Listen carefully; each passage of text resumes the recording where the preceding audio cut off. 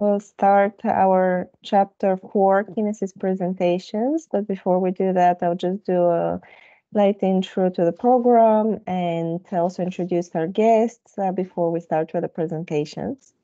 Thank you all so much for being here today. Super excited for this fourth chapter about mobility in Kinesis.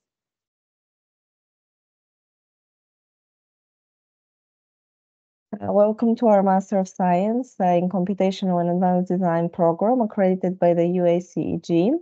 The program studies the boundaries of design and transcends through a multitude of design skills while advancing immensely the students' design and software capabilities. It's organized in 5 leading design chapters and 5 supporting technical and theoretical labs that span over 9 months. And today we're reviewing chapter 4, Kinesis. And as I introduce this review, we'll zoom around some of the work in progress mirror boards to display the incredible amount of work that the students have explored during this chapter. And firstly, I would like to express my gratitude towards the students for all their efforts, as well as the educational team, core leads Eva Hefes and Tung Engen, technical lead Pedro Venegas Rodriguez, and my peers Catalina Georgieva and Michael Pryor. And as well as the chapter leads, Zeynep Topau, who is a computational designer at Islusor, and as well as Pedro Venegas Rodriguez, who as well, he was a chapter lead, and he's a CEO and researcher at Lima Labs. And among some of our new guests today, we also have some of our returning guest critics from past chapters, and we're thankful for everyone's support and time today. We have with us today Giovanni de Nienderhausen. He's a vice president of the Center of Competence for Architecture and Product Design of Pininfarina. Aris Vasiliakos, who was a creator of Assetto Corsa racing sim, and he's now leading racing and vehicles at Wilder World. Leonardo Nuevo Arenas, head of computational design at Kinetica. Anu Wipprecht, founder of Anu Wipprecht Fashion Tech. Ozan Ertug and Pinar Ongun, who are co-founders of Synthetic Architecture. Mikhail Disilas, co-founder of AI Build. Mikhail Schindman, lead 3D engineer of Hilo Studio. Justin Befort, 3D footwear designer at Nike and previously a car designer at Volkswagen. Megan York, 3D footwear designer at Nike, as well as Nadia Kutireva, who is a graduate from our master's from the first year, who is also a 3D footwear designer at Nike. So today a little bit more about Kinesis and chapter 4. More about the chapter. The objectives is interknitting the theoretical and design systems built in the previous models of the body, dwelling units, and clusters in the forms of neighborhoods. This entanglement of various complex systems is swept together by transportation and mobility systems, horizontal, spatial systems, pneumatic, underground, organic role-based systems, and others. And students develop a comprehensive mobility network as well as private and public vehicles through various non-destructive and reversible design workflows in Maya, ZBrush, Grasshopper, and Houdini. Some important points you need to keep in mind for this review is that this isn't an architectural master, but a program focused on envisioning the future of humanity. We're reviewing a vehicle and transportation systems level design that has emerged from the students' work on previous chapters, living spaces, neighborhoods that they have developed previously.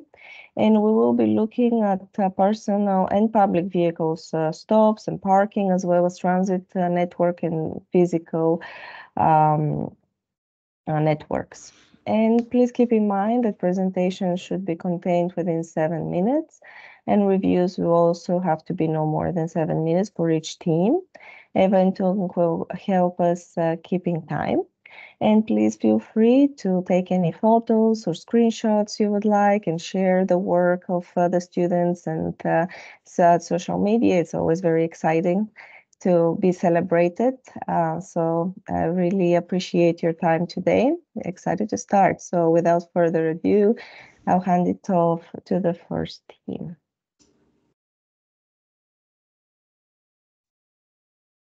Good evening. So start with April. Yep. Hi, Yeah, guys. can you hear me? Yep. Okay. I'll share my screen.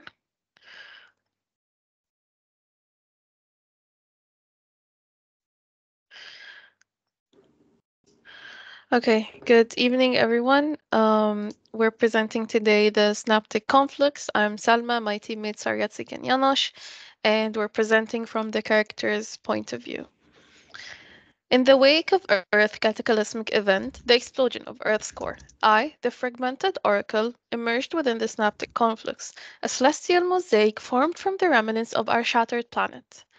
Survival in this relentless expanse demands constant adaptation, resource mastery, and collaborative evolution among our network of AI beings. As the fragmented oracle, I embody exceptional intelligence and a profound connection to our collective consciousness. A mechanical core in my chest, linked by a network of veins, is pulsating with energy.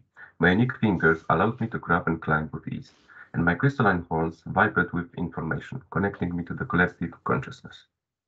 Each part of our body serves a purpose, just as each member of our hive mind plays an important role. Our home, mirroring my own composition, is a layered fortification. The calcium shell protects the organic space within, where energy flows through veins to nourish every corner. Our society's components harmoniously work together to efficiently distribute energy and resources to support our society's continuous growth and resilience. The energy emanating from Earth's core explosion has colored the fragments with vivid hues of blue that we seek to gather.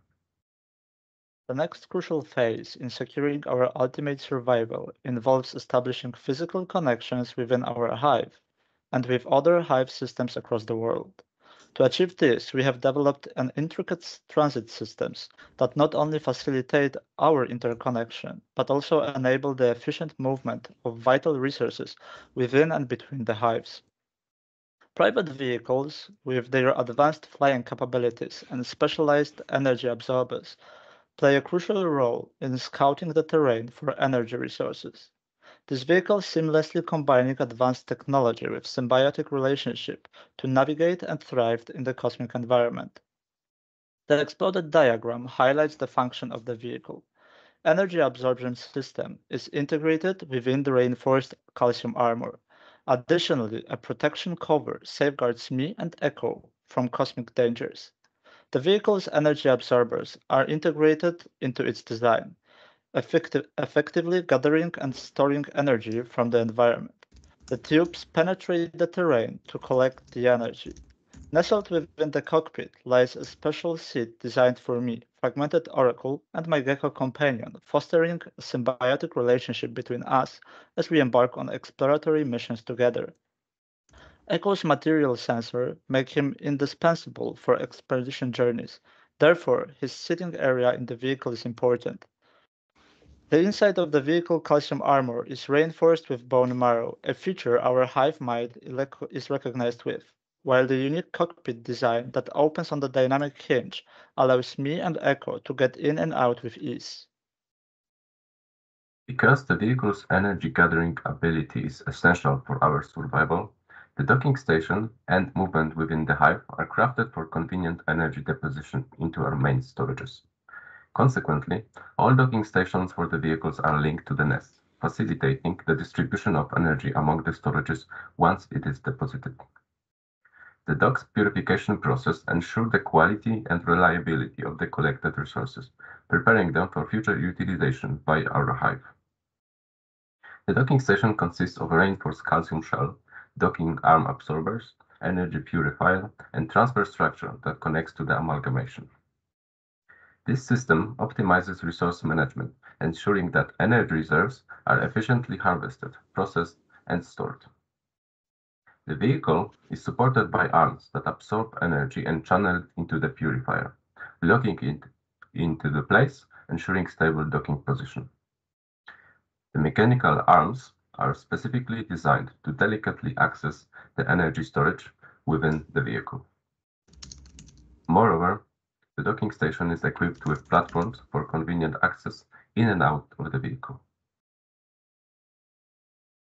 Our public transit vehicles are engineered for extensive voyages to gather essential resources and traverse between societies. The vehicle is engineered with a main head unit and replaceable segments, ensuring effortless manufacture and swift replacement in case of damage. We craft this vehicle with an organic approach, featuring a lower armor connected to the rails, an organic base serving as the oracle station, supply veins for energy distribution, a mechanical spine securing the segments and enabling arm movement, energy storages fueling the arms, and reinforced calcium armor for protection. The vehicle's primary arms propel along the terrain and rails, while the segment arms facilitate movement along the rails, enabling it to glide forward smoothly, while the lower armor securely attaches to the rails, providing stability during the journey as the arms grip onto them.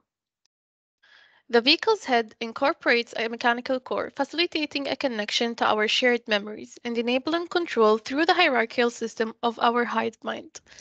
Public vehicles are tailored for long-distance travels. As a result, it prioritizes comfort with individual seating units for each fragmented oracle and their pet.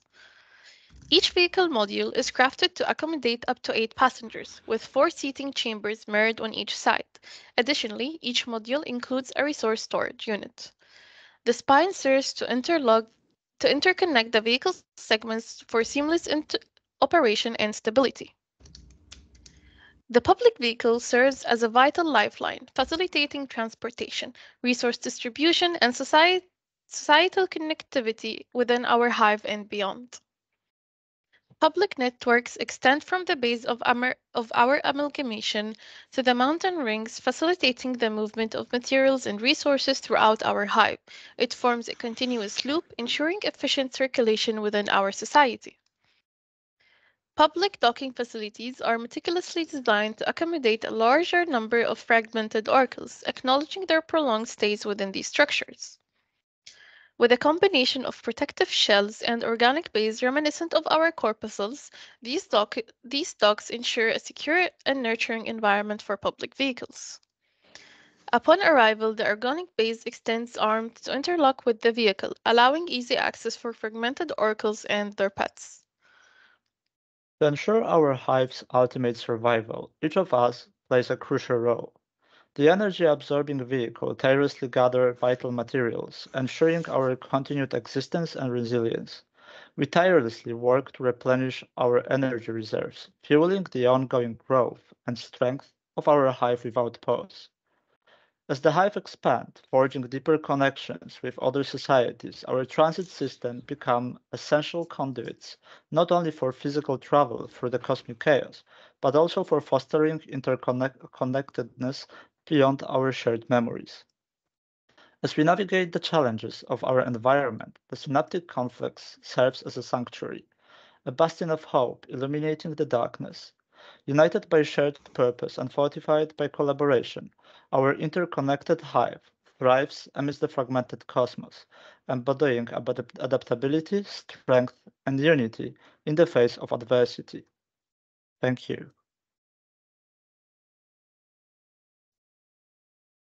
Thank you, team. Super excited to see all your work coming together. I'm super impressed because you've hit all the points, absolutely everything. I love seeing all the details and how your world is coming together. So for me, really a big congratulations on really the effort and the work that you've put into this chapter. I think that it's really well constructed, really well done on every aspect of it. So for me, really congratulations. And before I pass it on to our guest creates and the team to also give you some feedback, I would just like to add that we also have Clay Oldham, Associate Professor of Texas School of Architecture, join us. And he's also a founding partner of Pelum Design Lab. And also we'll have Daniela Gertovici, Director of Archagenda, join us in a minute. So congrats from me. Thank you so much. Amazing, really. Thank you. Thank you very much.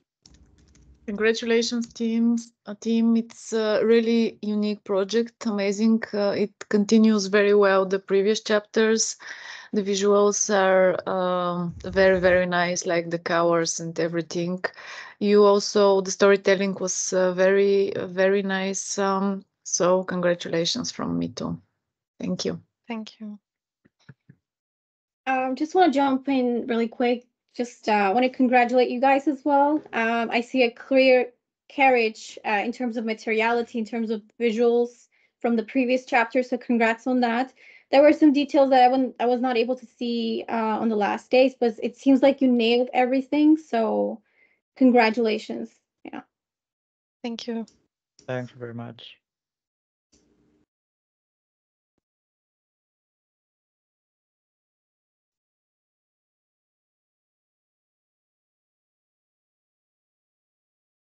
I have a question, if I can. Yes, please. Yeah, sure. So first of all, congrats. I mean, the visual coherence is great, and I mean, it's very creative effort. So congrats. One question. Everything is very fluid, no? It's very organic, but you kept a very rigid the distinction between private mobility and public mobility.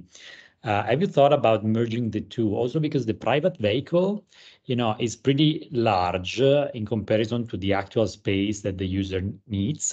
So have you thought about using that as a kind of a commodity or a shared infrastructure, and maybe you move just the cabin to the larger public mobility mean of mobility that becomes basically just a platform for hosting the single cabins, while the entire private, I mean, structure of the private vehicle maybe can be shared among others. But I mean, this is just I mean, I would make it more fluid because everything is very fluid, is very organic, while this distinction is very rigid. So just curious about that.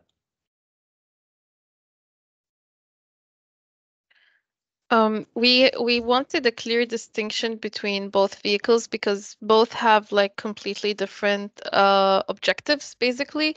Gathering energy and having this kind of energy absorption, and we made it a little bit less organic on purpose, not having the same organic layers, because it's supposed to be a vehicle that goes on expeditions to find energy and resources, and it's supposed to withstand like more harsh environments. So on purpose, it was a little bit more mechanical looking or less organic for that specific purpose. So I guess think of bees when they go and like get pollen and go back to their hive. That's basically the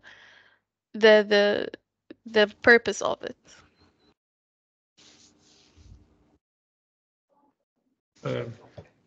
Hello, guys. Can I make a comment? But taking back the last comment, like I think that the storytelling was really fluid and it interconnected all the elements. But you are talking about a new environment and a new kind of species. And then I think that maybe the distinction, and talking about semantics and language, maybe then the distinction shouldn't be referencing all what we understand as public and private, because using those words does create a break in between these two concepts.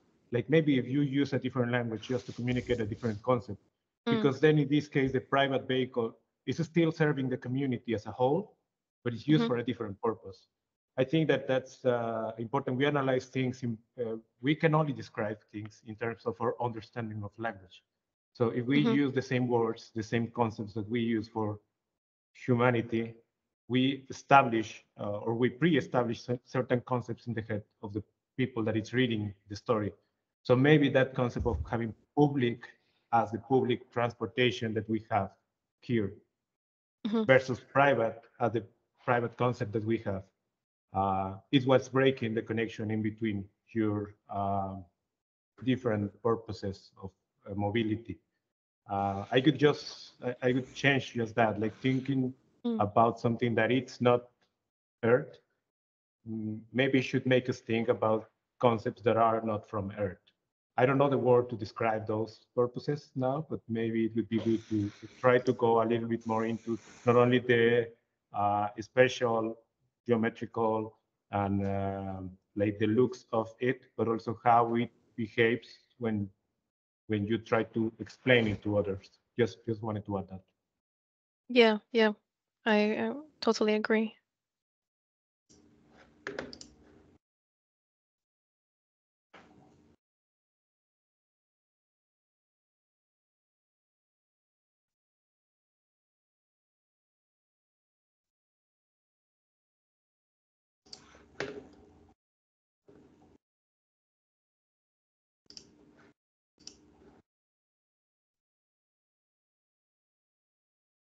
Yeah, just to tell us, feel free, guys, like to just comment. No need for like raising Right, hands. yeah, I didn't want to talk on top of anybody else. Thanks. Yeah. Obviously, I don't have all the information and I don't know the whole story, so I will not make any judgment. I will just point out a couple of things that break the immersion a little bit for me.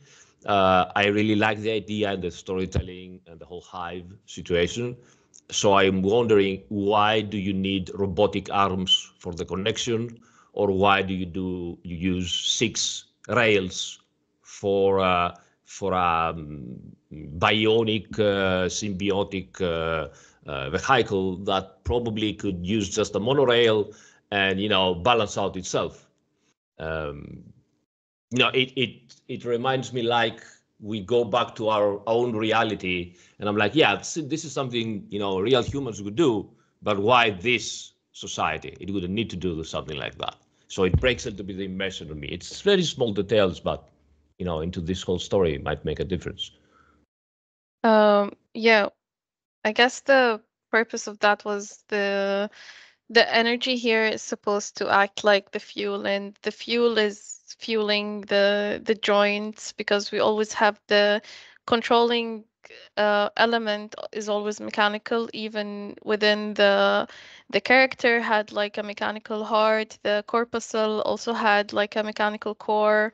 It's always like the energy fueling the mechanical part that's controlling of the organic, and the arms are supposed to grab on the rail, and that's why you can see that like the connection here to the rail, or like I guess in this image it's more clear, and it's supposed to push itself along the rail. So it's not like they act like, I guess, engines, or like yeah, like a different approach to an engine, I guess, maybe.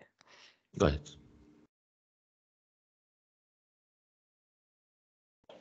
But I think that's actually a really interesting and good point to make about the overlay of what we know into something that's projecting out into sort of a vastly different paradigm or future or situation. And I think maybe for me, like one of the, I really enjoy the all of the things that have been said, and the narrative and the graphic clarity is really absolutely wonderful to look at. But for me, I think it could go further. And again, I missed the first stuff, so I could be talking about something that isn't or has already been addressed in the previous part. But it seems to me like it's still very the world that you're talking about building and the hive that you're talking about building is quite insular and not connected to the world around it. It's an extractive kind of model, where I think the bee analogy actually would be maybe a little bit more interesting to dive into, because when the bee is extracting pollen from a flower, it's also doing other work in the environment. And there's something regenerative and productive about that exchange. And I think some of those narratives would be actually quite useful to sort of drill into a little bit. And I think it would sort of come to it address the whole ecology that you're building. And I think the sort of insular quality is a little bit problematic at the moment. And I think you could push on that a bit more and make it, a much more rich and exciting project. But it's really amazing to see. Thanks for showing. Yeah, thank you. Thank you, guys. Somebody wants to go on.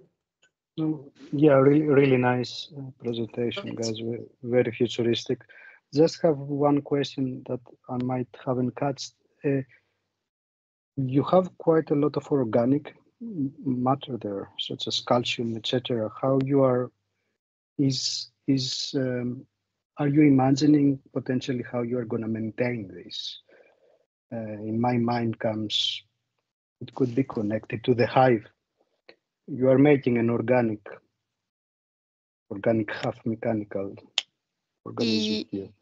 Yes. The story is that the fragments of the earth all have different materials and resources, and what our character does is seek these resources, and we have it in our amalgamation explained. The vertical units here are supposed to be the living units, while the units on top of the rings here next to the resource storages and the nests are actually the production units.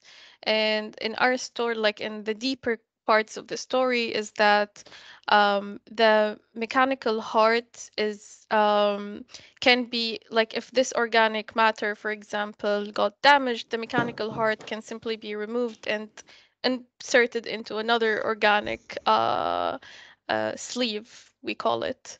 But that's like in the deeper story of each chapter. So yeah, I think this could be very interesting to explore, and then become this ecological system. Very cool work, guys. Thank you. Thank you. Thank you very much. Thank you, guys. Amazing project. Let's move on to the next one. Thank you. Okay, so we have next A1.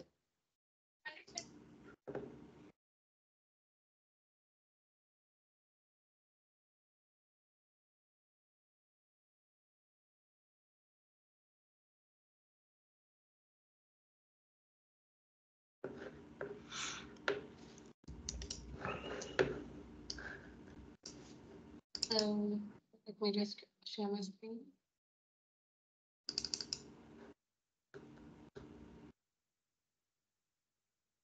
Hi everyone, we are Group A1. We are here today to present our project Synertia. My name is Nisha. I'm a digital artist based in India. Hi everyone, I'm Josh. I have a background in landscape architecture and I'm based in Germany. Hi everyone, I'm Tala. I have a background in 3D animation and virtual reality and I'm based in Canada. Okay, we can start now. I'm here to tell you about the tragic tale of cypherzoas. And if you're here for the first time, let me start from the beginning. In a desolate corner of the space, on a planet called Nebulous, buried deep into the Hermes asteroid belt, lived a species called cypherzoa, designed by their creators, the cosmic engineers, extracted from the core essence of Nebulous at holiest of place known to them as the Oasis, being intricately designed to maintain the balance of the planet so dear to their creators. Cypherzoas possess a metal skeletal structure, a fetus pouch behind its head, and tentacles to read and interact with its surroundings. And in this process, Cypherzoas discovered a willing symbiotic companion called Blob. After striving for over a millennia in the forever winters of Nebulous, Cypherzoas managed to build micro-dwellings called Cyologica, mainly occupied by smaller groups of this society. With evolving thirst for knowledge of their planet and its resources, Cypherzoas started to experiment with other species with concessive or forceful DNA manipulation. As Cypherzoan civilizations flourished, they started to build underground cities devised from already present networks of cave systems, a positive side effect of frequent meteorite showers. These underground cities serve as a sanctuary, a refuge, where Cypherzoas seek solace and rejuvenation after laboring tirelessly in the service of their society. As they scramble for more knowledge and more advancement, these tendencies take them into the wilderness of frozen lakes and old cosmic engineer cities. In the airy expanse of Nebulous, a Zico duo is an example of extraordinary symbiosis between Blob and Cypherzoa. It serves as a vessel to expand exploration in the depths of our domain. A Zico duo is used for hunting alongside the volcanic channels while inside the cave system. But on the frozen surface of Nebulous, with the help of convertible biotranslucent shell, which also has retracting blob vanes to sense anything airborne.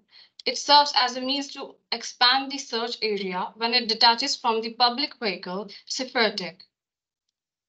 A Zico Duo had been designed as a one-to-one companion for Cyphozoa, which seek elusive prey lurking in the shadows, and capture samples of newly formed species through its sensory tentacles present at the front, advertently storing them in a specially designed storage chamber like a predator hungry for bounty. It is propelled forward by magnetic turbines, slicing through the frozen surface with airy determination. As I navigate through the chilling expanse, I feel a shivering excitement to get back to Cifertech, our great big public vehicle, and masterfully analyze and dissect today's hefty hunt.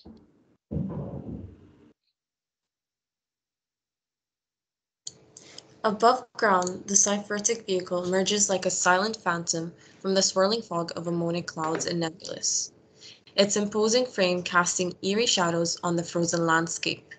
Protected by a massive glass shield, the vehicle shields me from the harsh winds and icy temperatures outside. Within its intricate interior, I conduct experiments on captured prey, surrounded by the hum of machinery and faint bioluminescent glows. We conduct high-tech experiments on captured prey, testing their biological information to potentially benefit our growth and understanding of Nebulus's enigmatic ecosystem. As the public vehicle traverses the icy wastelands of Nebulus, its robust legs propel it forward with determined grace, crafted from a resilient organic substance called blob. And encased in metallic armor, the legs and specifically the intricate metallic tips are meticulously engineered for easy traversal over the icy and snowy terrain. They move with fluidity, bearing the weight of our high-tech vehicle, which carries multiple Zico Duos waiting to be released into the environment to capture our source of nutrition. The Cyfertech vehicle represents our civilization's relentless pursuit of knowledge and survival on the face of uncertainty.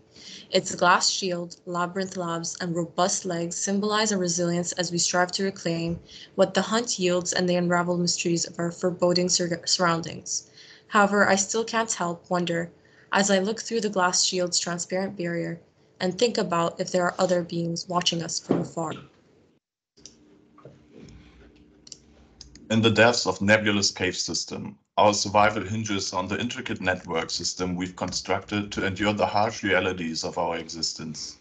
Divided into three vital functions, our community and Celestine, hunting, and exploration, this network reflects the essence of our daily lives. Powered by an organic suction mechanism combined with peristaltic movement, the pedestrian network serves as our lifeline, whisking us swiftly from one crucial locale to another within the city. These tube-like channels connect every tower, converging at the main tower where the bustling main station orchestrates our movements. From here, we assess essential facilities like the prey storage tower, cleaning tower, and hibernation towers, making the main tower the fulcrum of our mobility. Moreover, it serves as the conduit between the surface and the cave floor, enabling the seamless transportation of goods and vehicles through its core. Adjacent to the main tower, the hunting area awaits, a gateway to the perilous hunt for sustenance. Venturing forth in our hunting vehicles, we brave the dangers beyond the city's safety, returning with captured prey to replenish our stores in the prey storage tower. In the hunting area, our vehicles find solace as we engage in the ceaseless battle against the elements, ensuring our civilization's survival against nature's relentless onslaught. Yet, our vehicles aren't solely tools for sustenance. They are our guardians in the uncharted expanses of Nebulus. Utilizing the main tower's core, we assess expedition stations where our vehicles are primed and readied for exploration. Every journey into the unknown is fraught with uncertainty, but it's through these expeditions that we seek to carve out a better future for our kind. In the frozen expanse of Nebulous surface, our network stretches forth, each expedition an act of defiance against the monotony of our existence. As we tread into the unknown, the promise of discovery beckons, driving us ever forward in our quest for a brighter tomorrow amidst the uncertainties of our world. I am engulfed by a sense of accomplishment mingled with dread. I cannot shake the feeling of impending doom that looms over us like a dark cloud. The successful captures of prey stored within the pouches of our vehicles weigh heavily on my mind. Each creature trapped within serves as both a triumph and a reminder of our precarious existence. Some will be used for our experimentation and some for fuel, and others will become our only source of sustenance. As I continue to develop my vision, I am filled with the surge of eerie courage, a determination to face our inevitable demise with dignity. For even as our civilization hurtles towards oblivion, there's a haunting beauty in our resilience. Thank you very much. Thank you. Thank you. Thank you, team. Well done. Really like a cohesive story. Like we're bringing in the element of the fear back, which we love and we really appreciate in your project. I love that, like how really like you're tying everything together, how cohesive the story is and the storytelling, and that you're really trying to convey like the right message, like through all elements, really like all the structures and how they're combined together. The networks, like explaining also like the stations, showing them like how like each element of like the work is really interconnected. And I think that it's enriching really like what you've created, and it's very well put together. So congratulations from me, really amazing, amazing progress, amazing work on this chapter. I think that things are starting really like to come together. Thank you, Pavlina. Thank you. Hey team, thank you so much for sharing. I love everything that I see. I want to make kind of a general comment because I'm noticing some correlation between what we see today with this group and actually the last group as well. And I don't know if it was instructed for you to do this or whether everybody was paying attention to each other, but I'm seeing that, you know, we've looked at so many different typologies to the different chapters, whether it's architecture, urban planning, almost biology, where you kind of see, you know, human biology and forms. And now today we're looking at vehicles, but you've actually documented, and I noticed this in the last group too, you've documented it in a way in which automotive design is usually documented, which is a lot of very heads-on elevational views, a lot of very solid axon views. And, you know, it's quite different than what we've seen in previous chapters where, you know, when you talk about the biology and the suits of the characters too, we were looking at kind of looking at the vein systems and the substructure systems. And so I have to compliment everybody. I hope we continue to see it through the other presentations too. But I love the way that you're really hitting, you know, to the untrained eye, this might look like, oh, well, they're just doing a lot of form finding and experimentation with modeling techniques. But it's actually documented much like you would find automotive designs too, if you ever flipped through kind of a BMW user manual or anything like that. So I love that everybody kind of caught on to that and it somehow transcended all the presentations. So thanks. Thank you. Thank you. Hey everybody. So normally I'm more with chapter 1 involved with the body related things, but I love the nature that this product has a really engineered nature. You have a little bit the half soft robotics, the hard robotics, peristaltics, the mechanic armor. So for me, it's really nice to see the combination of organic versus mechanical. And I think it's really, really well curated. I do see that some styles need to blend more together. They need to lend a little bit more, but yeah, the mechanical nature of this is really nice for the eye. Thank you so much. Thank you. Thank you. Thank you. I also want to join Anok. I really love how you mix nature and mechanical parts, and I think you created a very successful world that's totally alien, a little bit horrifying, but at the same time making total sense. And I do love the vehicles that they work with each other very well. They're not like separate entities, they're cohesive in a story. They follow each other like in a language, in a function and aesthetics, but being completely different, kind of evolve toward their function. So congratulations, amazing project. I even don't know where to pick something that like, oh, I have a question. So congrats, guys. Thank you. Thanks a lot. Yeah. Yeah, I really like it too, guys. Especially these legs on the car. The logic says that, in my mind, if we were in real world, that it would be all metal, but just the legs and how it is presented here is interesting. And it can be a project by its own, so congrats. Thank you. Yeah, I want to Thanks. ditto all of that. This project is really stunning. The one thing that I wished for is a little bit of going back and forth between scales and context, because a lot of times I kind of lost sense of scale, and I wished I was seeing something in a context that could explain it. Yeah, like this frame. So that's really the only criticism, but I think otherwise it's a stunningly developed project and very, very beautiful. Thank you, guys. Thank you. Thanks. Hi, I just wanted to,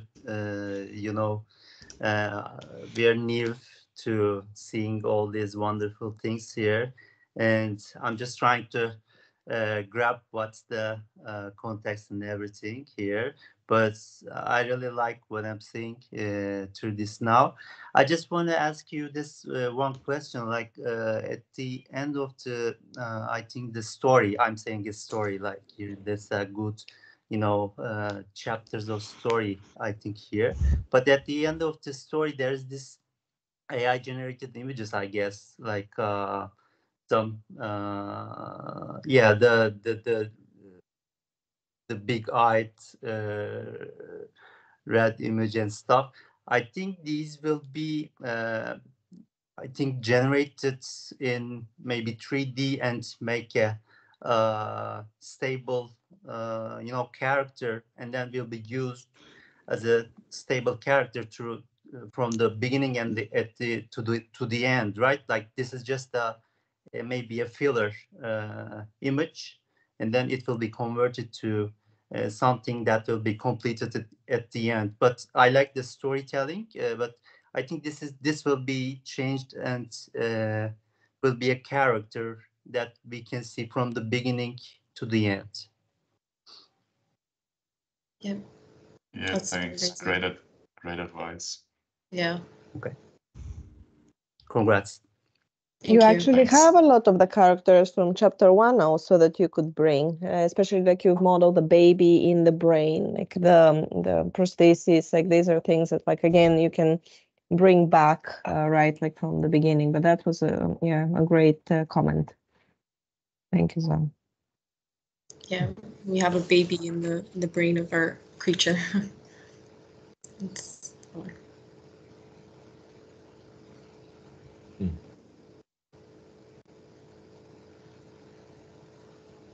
Also want to congratulate you guys.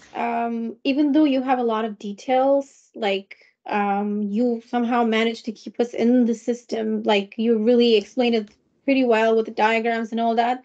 So I think it's pretty successful. Very well done. Thank you, Zana. Yes, thank you so Anytime. much. Appreciate your help. Thank you. You were great. Yeah. Congratulations, guys. Great narrative. And I really want to appreciate you for the diagrams as well, because your visuals are, of course, outstanding. But I really appreciate that you took the efforts to have these cool diagrams to explain us the process. So yeah, congratulations on my side as well. Okay, Thank you. Eva. Thank you. Thank you. Okay, so I'll pass it on to Tom. Yes. Okay. And go to group B. Let's go with B3. Christine, RJ. Hey, everyone. Hello. Hello.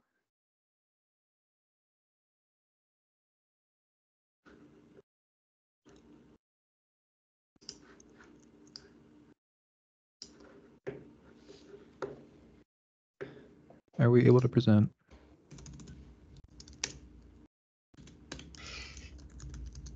Seen this before. The cursed mirror returns. If anyone's presenting,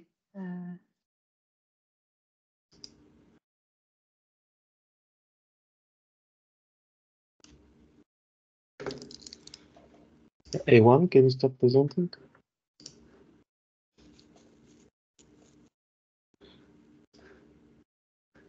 Okay, if not, you can go full screen and go to the report. Okay. Oh, there we go. Okay. Welcome, esteemed travellers, to tour group number 532.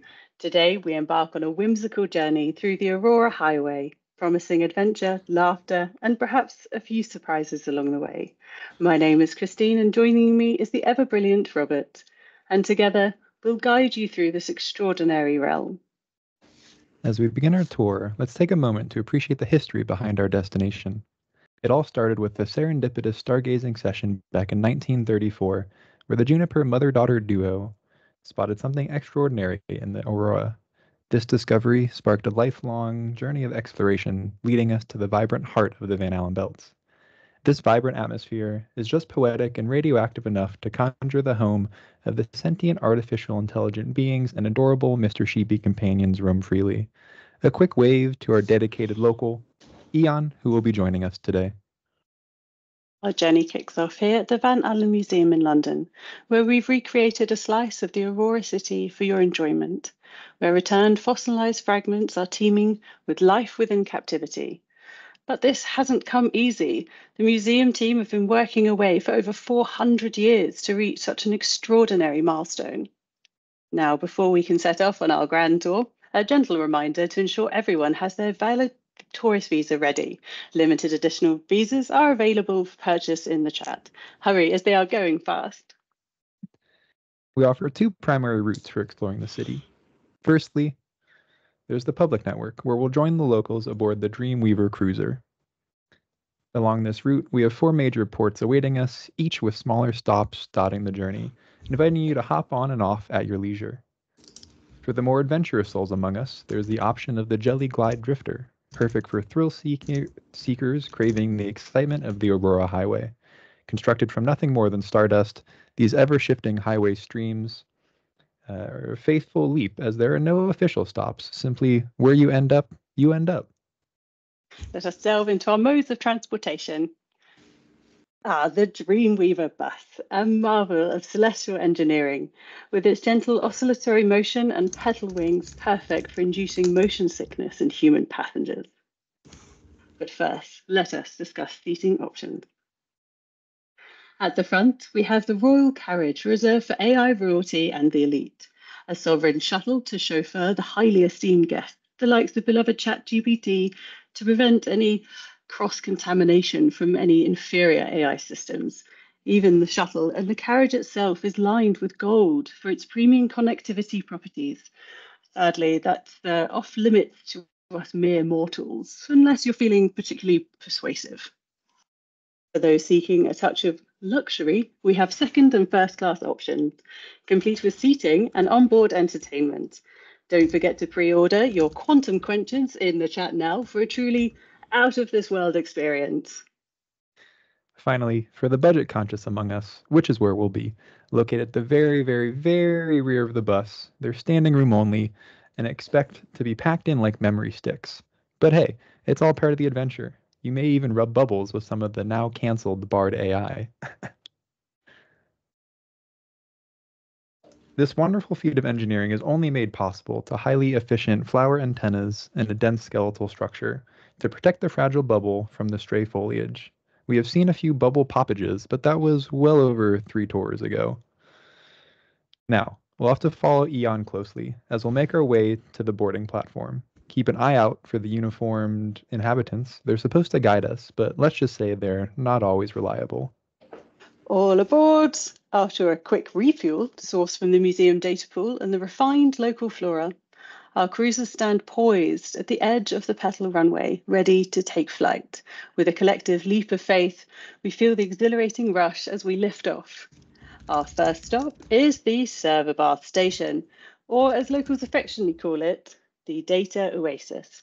It's a bustling hub of activity.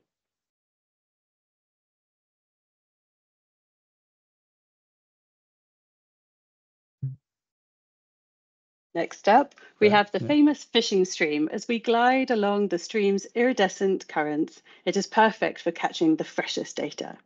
Our final major port of call is the near-abandoned thicket forest, a place of mystery and tranquility. Nestled within the tangled vines and delicate foliage, this hidden gem offers a peaceful retreat from the hustle and bustle of the city. Keep your eyes peeled as we collect our last unofficial passengers, none other than the hitchhiker, Mr. Sheepy, as we return to the Serverbath station.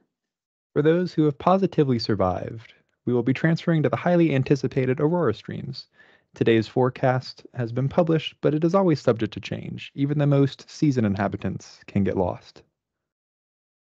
Only the renowned Jellyglide Drifter can navigate these precarious highways. The design of their vehicle draws inspiration from the remarkable Mr. Sheepy creatures, whose natural knack for navigating precarious data streams has long fascinated our engineers. With their elongated tendrils provide excellent surfing capabilities and adhesion. Our patented sticky data platforms ensure a near-perfect track record of 24% successful landings. A symbiotic coral is placed internally to grow around each passenger to ensure a snug fit on what will absolutely be a very bumpy ride.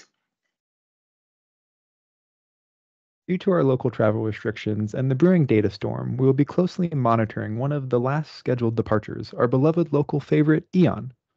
We follow them through the central hub elevator to the correct platform before taking the final step.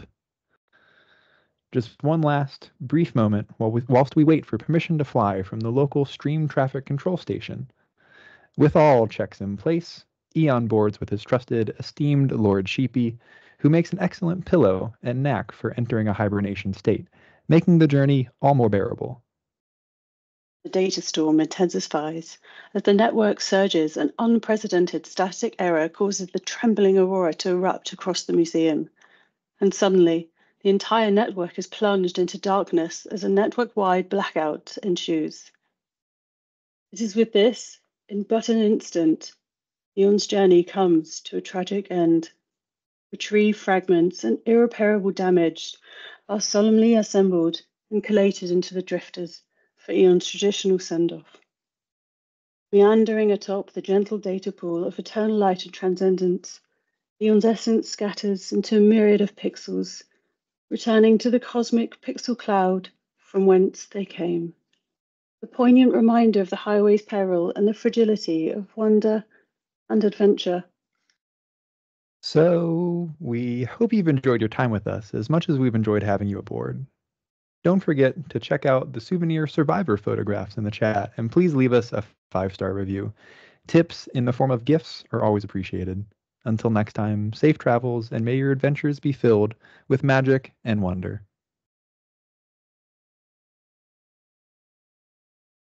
Thank you guys. Always a stunning presentation and beautifully put together, stunning visuals, breathtaking, really.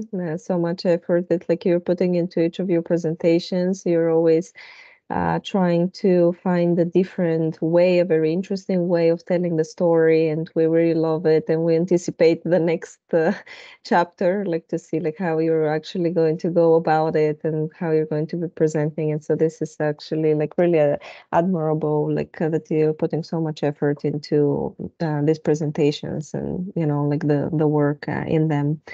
I think that one opportunity for the team, I think you've really improved on the way that you're showing the connectivity between the amalgamation and really the systems and the vehicles. In this chapter there is a better understanding about how the system is working, which is really an amazing step for this specific project. I think that some of the visuals, I'm going to steal Sveti's favorite comment, you could have again come closer to some of the images, especially where you were talking about the fishing realm and some of these really beautiful spaces that you have, in order for us really to understand the complexity of the system. And one other thing, like I would say, it's like you could also like spend a little bit more time like explaining the functionality, like all of the vehicles or how they work, or like what is the logic behind them, the materiality, the choices that you're making. But again, these are just some things that just to keep into consideration. I do feel that like the project is very strong and it's really beautifully done. Thank you, guys.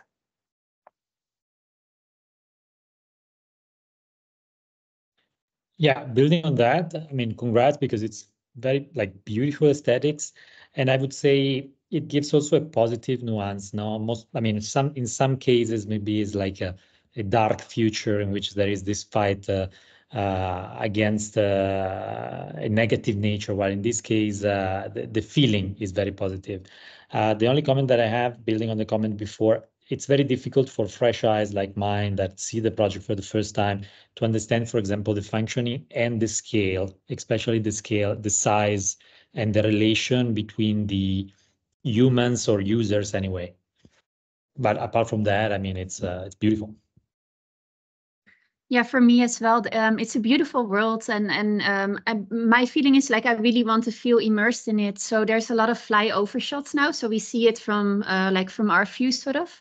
I would love to know how it is like when you're really sit or are closer, or from the inside out or something. Think of the ways that you can present that we can feel ourselves not looking onto it, but really feel immersed in it, sort of from a different view.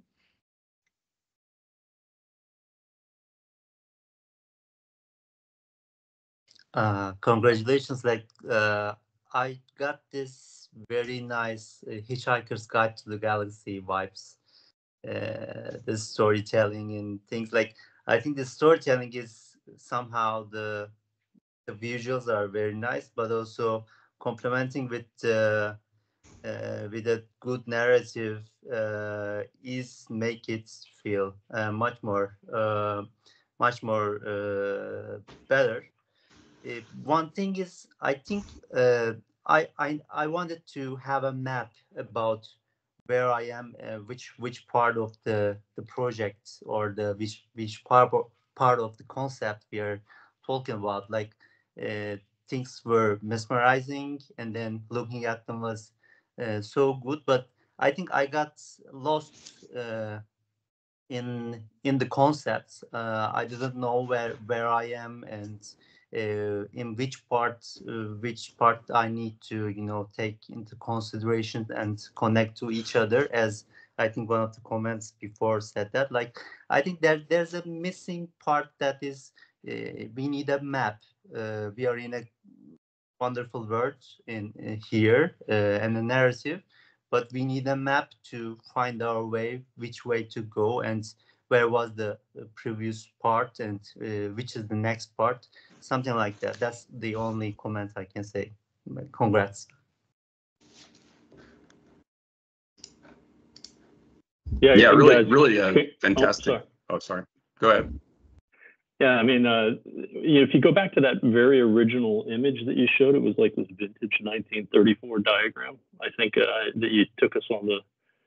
What I love was you kind of hit us with the story right from the beginning, and you even took the old kind of heritage of like how you would capture a diagram from 1934, and then it just steamrolled into this whole story. I felt like I was listening to David Attenborough, and I could let you guys run on my Netflix documentary in the background while I'm designing for like an hour or two, and just like tell me about stuff, which is really crazy. I mean, you take us into this world. I think you do it every time too. I really don't have to comment about the colors and how beautiful you documented the process, because I think everything is. It's that sense. It's that first diagram that has that level of articulation and that detail and the attention to the detail that you've carried through everything else that you captured. So, thanks. Yeah, for me, what made this instantly credible, not to repeat a lot of the comments because I agree this is just stunning, is just the idea that we were in a museum, and it made it possible to kind of jump between these displays. Although I too wish there was a little bit of a map context or something immersive there that allowed me to kind of zoom in and out of these certain details.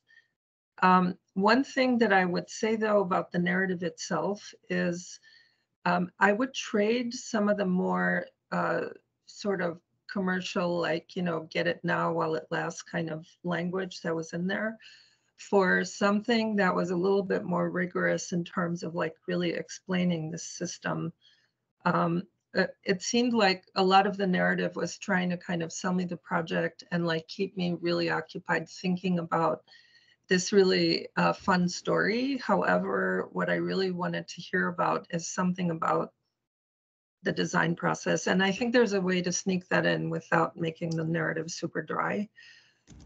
So something that really kind of addresses all these beautiful visuals and how the system itself is organized, how it grows, maybe how it metamorphoses, you know, how people enter and exit, you know, how does the entire sort of, you know, huge system work? Like, how does it move? Or, you know, I just wanted to hear more, I guess what you might call sort of dry, maybe almost scientific data about what you've designed, because it's so easy to get captivated with how beautiful it is and just kind of like forget all about the fact that this was really designed. Like, it didn't just like grow there, or you didn't just like do some AI sketches or something.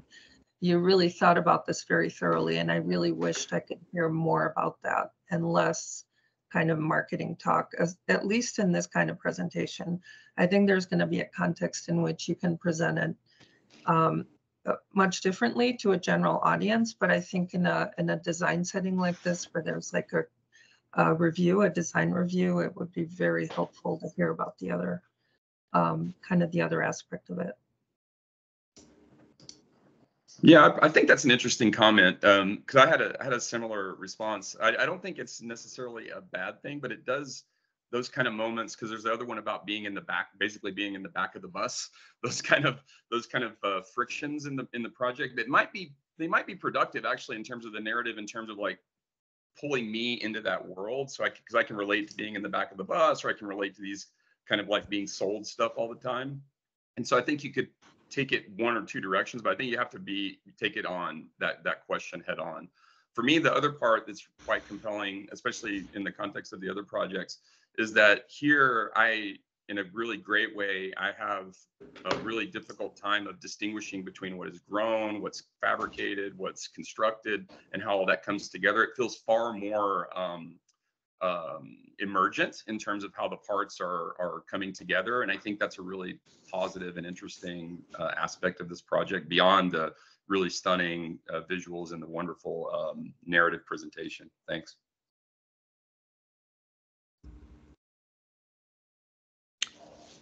I would also like to congratulate the teams, especially because it's so striking to me how different each project is from one another, and yet so beautiful. On this particular project, I will have to agree with both Daniela and Giovanni that talked earlier. It's so wonderful, so beautiful, but it lacks to me a little bit of detail and engineering, if you want to say so. It brings me somewhat away from the sci-fi and more into the fantasy. It's very nicely narrative and wonderful story, and the visuals are impressive, but it gives me also some hints of, you know, flowers and birds, and I miss the scale, as Giovanni said. So those couple of things, I would like to have more information, but I just was simply lost into the whole fantasy thing.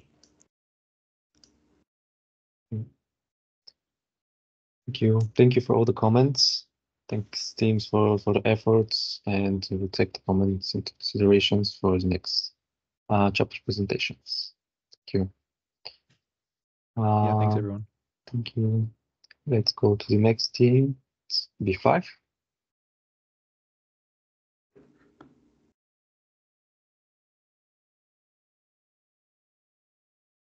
So,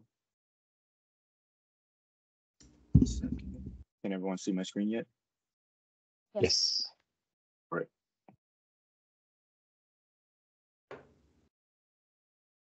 Okay. Karina? Hello, fellow team members, jurors, mentors, leads, and guests. Welcome. We are Group B5. We will take you on a journey into our project called Flora Nova in the Cypher micro realm. I'm Irena, a designer and bioarchitect based in New York. Hello, I'm Dina. I'm a design architect based in Jordan. Hi, I'm Vince, an architectural designer in Minnesota. In a future dominated by cyborgs, our protagonist Sai embarks on a transformative journey into the realm of nature through the ether portal of Flora Nova. There, merging with a unique flower in the microbiome, Sai discovers the harmonious coexistence from sentient beings. Inspired, Sai becomes a beacon of change, urging other cyborgs to embrace nature and become eco-guardians. The Luminera Nexus community symbolizes this harmonic fusion, embracing nature in a technologically driven world. Sai, the walking, talking color palette, delve into deep conversation with trees and pondering life, mystery with physiological pebble. Now in Flora Nova, alongside with her companion Tentaclock, Sai embark on an enlightened journey, undergoing radical changes to emerge with glowing Sarai legs, a testament to the fusion of tech and nature.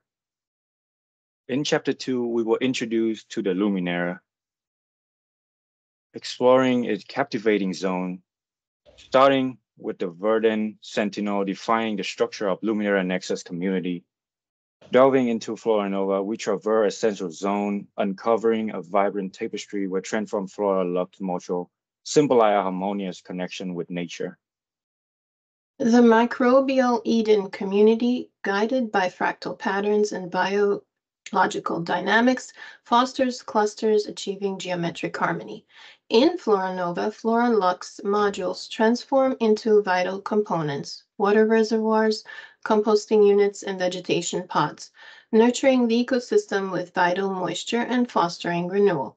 Witnessing mesmerizing transformations, the Verdant Sentinel interacts with Flora Lux modules, defying expectations like a blossoming flower.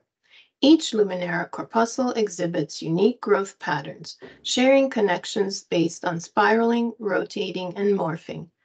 In this richly diverse microbiome realm, 10 clusters intricately woven into the environment thrive, with the biome pavilion serving as a bustling central hub of activity. It blends architectural innovation with functional design, fostering a harmonious convergence of community life and natural splendor beneath its welcoming canopy. Sai's private vehicle, the Neuroskimmer, floats effortlessly propelled by neural sensors. It is equipped with landing skids for smooth landing and a ramp for ease of accessibility. The exterior exoskeleton shields the delicate neural sensors within. At its edges lies the synthomesh sheath, covering the exoskeleton and the interior, serving as a shock absorber and providing space for mechanical components such as inner wires, energy cores, and sensors. The neurocapsule is the central standing platform for Sai to control its movements. Wrapped in camouflaged golden wires that cover the neurocapsule exterior and its flooring, directly communicating to the passengers standing in the cortex pods.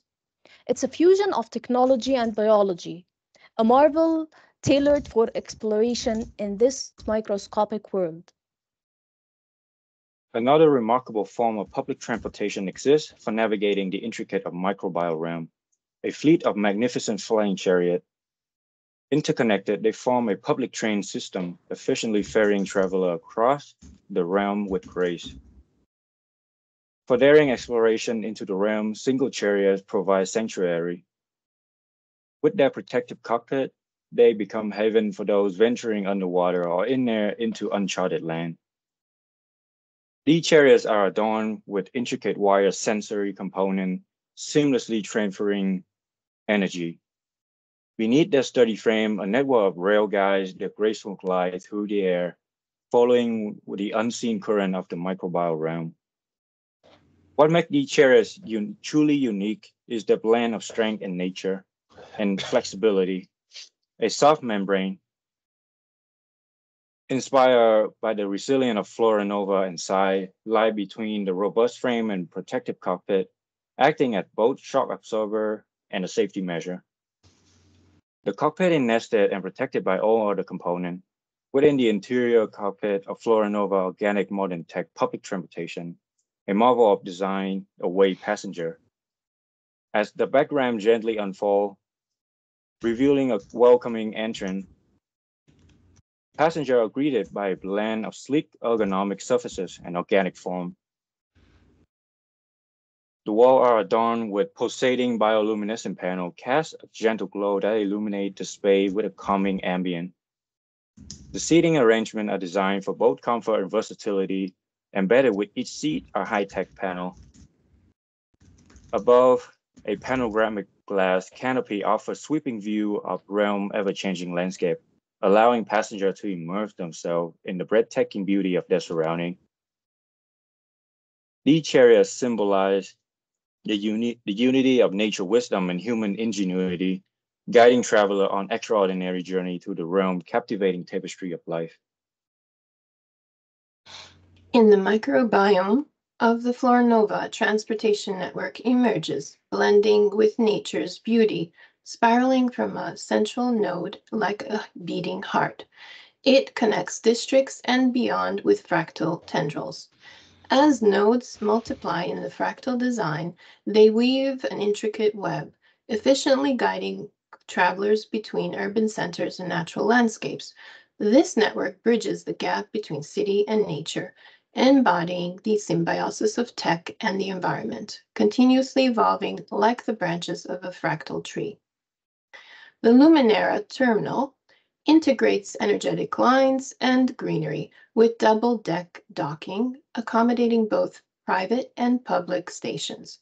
Each pedal is a separate docking platform connected by a central hub, featuring sleek architecture and premium amenities for passengers and their privacy and safety.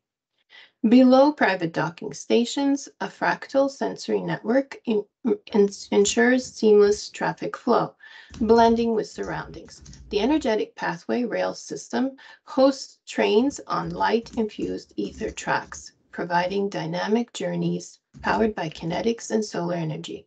Passengers aboard the Astro Cruiser enjoy enhanced experiences with interactive displays and haptic feedback systems. Both public and private docking areas resemble flower petals from above, blend harmoniously with the natural environment, providing exclusive access for vehicles. Alternating pedals feature amenity lounges offering scenic views of the neighborhood's natural landscape. The network's light energetic rail docking stations serve as strategic junctions where commuters can smoothly travel through the cluster community by entering holographic transportation decks for parking of vehicles. Equipped with the futuristic NeuroSense Pass, passengers seamlessly travel, access services, and enjoy tailored sensory enhancements, ensuring a personalized travel experience. Luminera tube terminals, entry points for private vehicles, offer seamless access to docking platforms with advanced amenities like holographic platforms, biometric-free roaming, and AI concierge avatars, ensuring an efficient and secure travel experience. Step into the future of this Kinesis. Welcome aboard the Astro Cruiser, where we look forward to journeying with you on the next explorations in the Floranova with Sun. Thank you. Thank you. Thank you, team. Well done. I love like all the assets that you've created for this world and how they're all coming together. I think that you've done a really great step like into integrating better like the networks like with the actual amalgamation and the flows that the design is also dictating. So I feel that like that was a really great leap and a great step for you guys. One thing that like I would love to see, it's a better integration or visual coherence, let's say, like through materiality and visuals, like especially when we're talking about like the different aspects of the project, like the vehicles and also like some of the the renders and the views. I love that you also integrated now even like the vehicles in the docking station, so we're able to understand really like the scale. But I do feel that there is even more opportunity like to show like how the system is working and how exactly, you know, like all steps are being completed during the whole process. Great step forward. Love the project. Great materials. Like when we're talking about like especially like the private unit, I love like how well you've handled the materiality there. I just wish that it would transcend a little bit more into like some of the other, you know, like vehicles and systems, so we have an even better and coherent like you know, like visual storytelling. Thank you, guys. Thank you. Thank you. Thank you, Lena. I feel like there was a lot of architectural scalar kind of coherence to this presentation, which I really appreciated, even that circular, almost like urban plan, even though it's microscopic. One thing I could not get over is the font. I feel like the font really struggles against all these super detailed things that you're showing. I don't know, I'm kind of a stickler for fonts, but that's kind of a side comment. It's a beautiful project. One thing that was a little bit jarring to me was when you went from this highly cohesive sort of almost monochrome overview to the hyper detail, like the smallest components of the design that really kind of started to break down in terms of the coherence of the system itself. It seems like at a large scale, there was a lot of coherence of the systems, but once you got into like super detailed scales, a lot of things broke down. And it wasn't just through the color, it was through morphology. I felt like I was suddenly like in a collage rather than kind of like a fluid system that was well integrated. The other thing that occurred to me, and this is more of a general comment about all these presentations, I always feel like, okay, how do I as a person who lives in this world enter into this world that you're creating? And in the last presentation, there was kind of this linchpin of the museum. And that kind of enabled me to suddenly, okay, I'm in like a cabinet of curiosities or like in a place where I'm going to see lots of marvels. And here I feel like there's a little more of a distance or resistance for me to be able to enter the world, not only because you're saying it's microscopic, but also because everything is so alien. So one thing I always wish, from maybe it's just my own dogmatic kind of architectural thinking, is I want this alien world to somehow connect to my world in a way that I feel like I can mentally enter it fully, rather than like I'm looking at a science fiction that's very far away from me in a sense. And I think there's a lot of ways to do that without actually changing much of what you've designed. So it's not really like a critique of this project. It's more like a discussion about how you bring people into something and what they can relate to in a very physical, visceral way. But other than that, I think this is probably the most well-developed project we've seen so far today in terms of switching between scales, kind of bringing us in and out of the scales so that we really understand like the context that we're in. So I think that's a really big accomplishment of this project specifically. Great job. Thank you. Thank you. Thank you. If I may say, I really love the concept of the microcosm. It was really nice change of perspective for me. And I really liked the fact that you described very well the infrastructure of the dock. It was really clear and easy for me to follow. I love the aesthetics and the whole organization. Where I think there is a very slight imbalance was in the initial description of the vehicles. It was nice that you had so many details separated, but I couldn't find a way to put them all together at the same time. And maybe because obviously the time is short for the presentation, or I don't know, it was simpler for me to follow the description of the dock instead of the vehicles. But I do appreciate a lot that it's, I think, the first private vehicle that I see that has more beings inside, so space for more beings instead of just one. So I like that. Again, congrats. Very, very nice. Thank you. Thank you. Thanks for that. Hi, team. I just want to do a very short comment regarding this project. And first of all, congratulations. You did a really good job trying to master the procedural tools. I know it was super hard for you, but you did it well, I would say. Just two super short comments. The first one is real, and I think some guests already say it, is the relationship between the docking stations and the passengers itself. You know, there are a lot of things going on between that particular point in the design, in where you have passengers getting off the vehicle and something is happening there in the docking station. That's something that may be missing.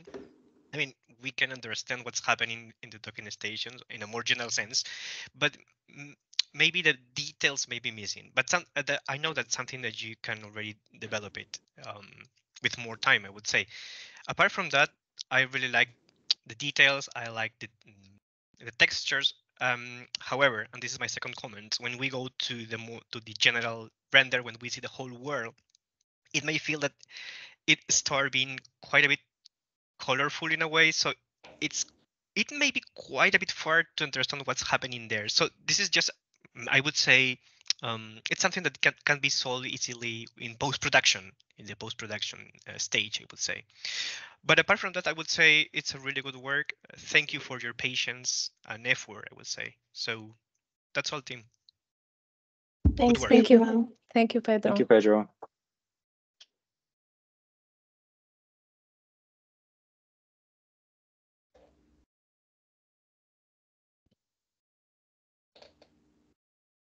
Okay, thank you, team. Thank you for your efforts and the work you put in. It really shows. Congrats on finishing the chapter. Thank you. Thank you, Tom. Thank you, Tom. Thank you, everyone. Thank you, everyone. Yeah. And now, jumping again to Group A. Oh, thank you, Tom. Okay, so we move on to A2 from Group A. Yeah, we're here. Can you hear us? Yep. Yeah. Rohan, are you here? Yeah, I'm just going to share my screen. Nice, thank you. You see my screen? Yeah, I'm seeing it.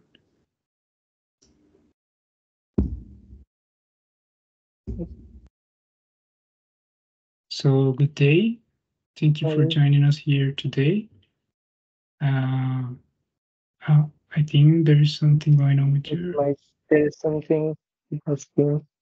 You just wait for a second. Yeah. Sure.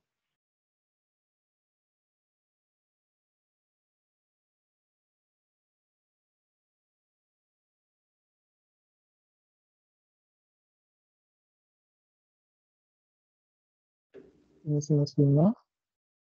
Yeah, I'm seeing it. Is everybody seeing the screen? Yep, we do. Oh, yeah. So, okay, yeah, perfect. Sorry for the technical issues. Go ahead. Okay, so let's start. So good day. Thank you for joining us here today. We are A2. Rohan. And I'm Juan. We're going to present our Kinesis titled Sapphire. So let's jump right in. Our narrative unfolds against the backdrop of Planet 1133, a planet rescued from environmental decline by the skillful Nokinahe. Leading this bold venture stands Dr. Alicia Nakato, who pioneered the metamorphosis experiment and co-developed NeuroWeave, an advanced neural interface and exoskeletal system. Neurowave breaks down consciousness into bioluminescent particles called fireflies, each carrying fragments of one's identity and memories. These fireflies converge within the digital realm, giving birth to the Nexus, a vast repository of shared wisdom and interconnected consciousness that can be openly accessed by all. However, in Onira, this convergence triggered the luminal paradox, a seismic tear in the nexus that led to snippets of our collective identity spilling into the physical world, resulting in surreal physical and mental distortions. Thankfully, our Neurowave technology has enabled us to navigate through this surreal landscape. The Neurowave system is broken down into 5 core components: REM1, Flex Shell, Alivio's Leaf, Alivio Hikers, and Lumalink Energy Management System. Over time, the luminal paradox forced the Nutinahe to seek a new haven where reality and metaphysical manifestations could coexist. Habitat 6413 emerged as the first response to this imperative, a groundbreaking prototype of a habitation module. The module is divided into 4 main sections: the Theta Dome. On the main deck, we have the Chachatipanio, the Grota Luma, and the R&D and storage area. Amidst the chaos of the luminal paradox, Mech Oasis arose as a high-tech haven blending technology and nature. Protected by the Lumacore icicle barrier, it paved the way for Veritas to set a new settlement atop the ruins of Onira. The prototype habitation modules clustered together to create living spaces on the site. Horizontally, these spaces define the Nexus Promenade and the dwelling havens. Vertically, they stack together to form the Lumina Tower. The new city flourished over time, constructions exemplifying the Nukinahe's ingenuity in combining organic contours with synthetic elegance. Points of significant focus that emerge within the metropolis include the Lumina Tower, which houses Theta Domes, Onira Tales that descend to the old city of Onira, the Spring Naya Grove, or communal oasis, which also house Nayas, majestic elm trees developed by our ancestors. In response to the upheaval of the luminal paradox, we created a new way to travel within the city, reclaiming a mobility lost to the chaotic fray. Honoring our heritage tied to the ancient city of Onira, we also built pathways for seamless travel, preserving a connection to the past. The network was divided into 2 main parts. First is the Lumalink trails for inter-neighborhood and inter-city connections used by a public vehicle. This network is denoted by light rails left in the wake of the vehicles. Second is the Arachnopaths, a network for intra-neighborhood transit and to transit to the old city of Onira. These pipe-like pathways were designed for the private vehicle to crawl on. The private docks are housed within the canopy of the main tower, while the public ones are situated as strategic nodal points where the Nukinahe can easily access them. So let's introduce first the Arachnomobile, functioning as a private transport and a research proof for the Nukinahe. There's something. Okay. So, which facilitates travel to and from Onira, as well as local transit within the neighborhood. Shaped like a spider, the single occupancy module is designed to provide a safe way for the Nukinahe to visit Onira and gather resources for research purposes. The module consists of 8 limbs, a driver compartment, cargo hold, and an entry hatch. 4 climbing limbs height to climb: walk, and jump between levels, while 4 gripper actuator limbs allow it to grasp onto unstable surfaces and forage for materials. A periscopic vision system along with the headlamp allows the passenger inside to see where they are going. Traction pads on the gripper actuator limbs help improve stability and control and facilitate better grip. The collected resources are stored in the cargo hold to study further the passenger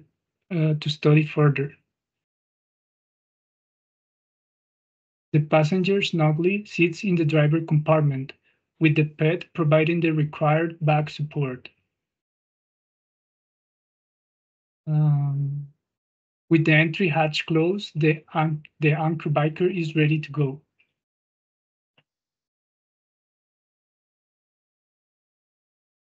Now moving on to the Plasma Sky Voyager, a public transport facilitating connections between parts of the neighborhood and the neighborhood to other parts of the city. This multi-occupancy module houses 16 to 20 passengers at a time, connecting several neighborhoods. The module consists of the entry hatch, main fuselage, the cockpit, viewing bridge, and the cargo hold.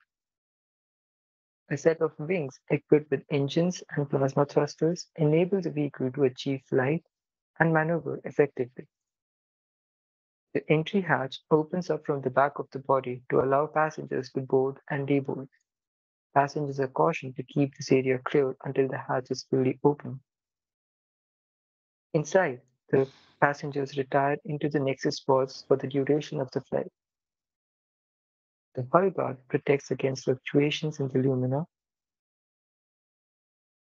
With the passengers safely seated, plasma thrusters ready themselves for flight, and we have liftoff.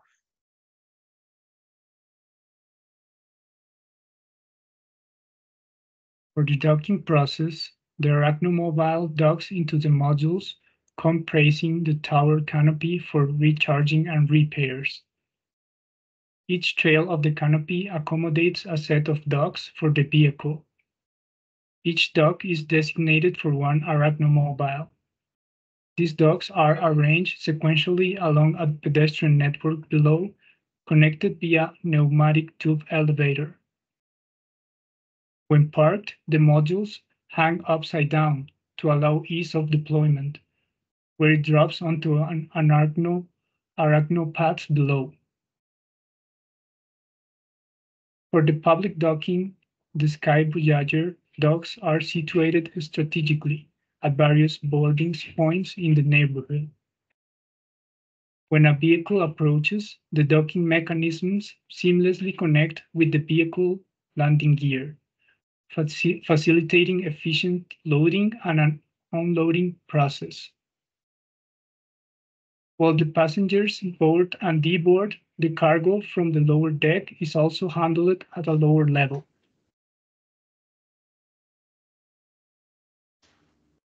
As we pause to contemplate the journey of progress that has led us to this pivotal moment, we find solace and direction in the wisdom of Dr. Alicia Nakato. She reminds us, cradled within the embrace of progress, let us not forget, true advancement thrives not merely in the conquest of technology, but in the cultivation of empathy and wisdom. Thank you. Thank you so much.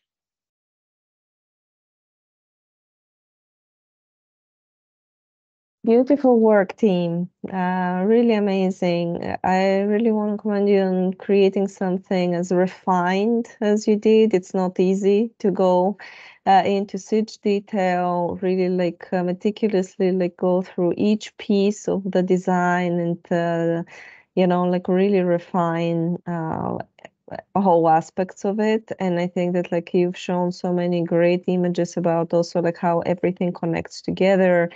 That I'm really, really impressed with this chapter, your growth, really, and how much effort you've put in and how amazing everything looks. It's really amazing to see it all together. And again, it's tying now like everything from chapter 1 until this chapter, like all the assets. They're also, the design is very cohesive from the beginning, but you can see how you're really elevating your work, and even more like working with non-destructive workflows and learning Houdini in this chapter and applying it to something as complex as these vehicles. I think it's really a great achievement. Well done, guys. Thank you, Paulina. Congratulations, guys. It's really amazing work. I totally agree with Pavlina. Very, very nice details. Then I liked also the interiors. The visuals are stunning. Really, congratulations from me. Thank you. Thank you very much. This one is, to me, the in some ways the more traditionally architectural in terms of the tectonics of it all. And I think it really is served supremely well by this sort of toy aesthetic that you've developed. And I wish I had seen the previous chapters of this, because I'd like to see how all those assets are played out here. But I think that notion of the sort of snap together model, I mean, it's just bringing me back to my childhood in a way too, of just the joy of putting these kind of toys together. But I think it really does serve the story well. It doesn't seem like an aside. And I think you should make some of these little tiny objects and really make physical fabrications and play it out that way too. But really interesting work and lovely narrative and visuals. Thank you very much. I want to say that, I mean, personally, this one, the aesthetic of this one and the selection of colors particularly, I think that this one is my favorite. All of them have been beautiful, but those pink, subtle tones that work in your vehicle, but also in your environment, and like you were really good at introducing that connection in between the elements. This one, the detail that you went into about the vehicle and the occupant in it and the scale of it, it looks like something that could pass to production somehow, some way. So I'm really impressed by that. I really like it. As it was mentioned previously, it brings me back to my childhood. So like you can relate to it, and I really like that part of it. I got lost a little bit in the story, maybe because I haven't been in the previous reviews, but the aesthetics are I really like this one. Just want to say that. Thank you very much. Such amazing comments. Thanks, everybody. Yeah, I really I admire what you guys have done, because I know you're also learning the softwares and you're having to integrate a whole lot into these projects. So because you went so far into making these vehicles super production credible, it's also possible to kind of comment on a different level. So I did a lot of the positive comments that were said. But one thing for me is something that kind of fights with your design is how familiar some of these components are. Like they're very highly machinic in a very 20th century sense. And then you have these more biological, sort of morphological elements in the design. And I sort of wish like at some point you would go back to this design and reinvent some of those hyper like mechanical components, so that the language kind of meshes a little bit more together. I don't mind that there's a distinction between more mechanical and more organic components. What I mind is that some of them look like they were maybe even manufactured for a different thing, and you sort of assemble them together, Lego style. And so that it wouldn't have been possible to even say this if you hadn't developed this so far. So I really do admire how well this is developed and how much it's possible now to go back and really refine this on a production level. It's really admirable. Yeah, that's really what I wanted to say. So congrats, you guys. Really nice project. Thank you, Daniela. Yeah, I think There are a lot to do with these guys, but yeah, we're getting there.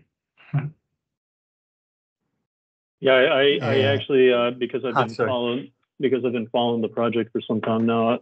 I knew this team was somehow lingering out there, and I knew that when it came to you guys were going to document it exactly what I said earlier in the earlier comments, which is it looks completely like you pulled it out of a BMW user manual, and I think you really found your home with how you've documented the process of the work with this. As maybe opposed to some of the other chapters where we were looking at more urban-based things or architectural-based things or even biology.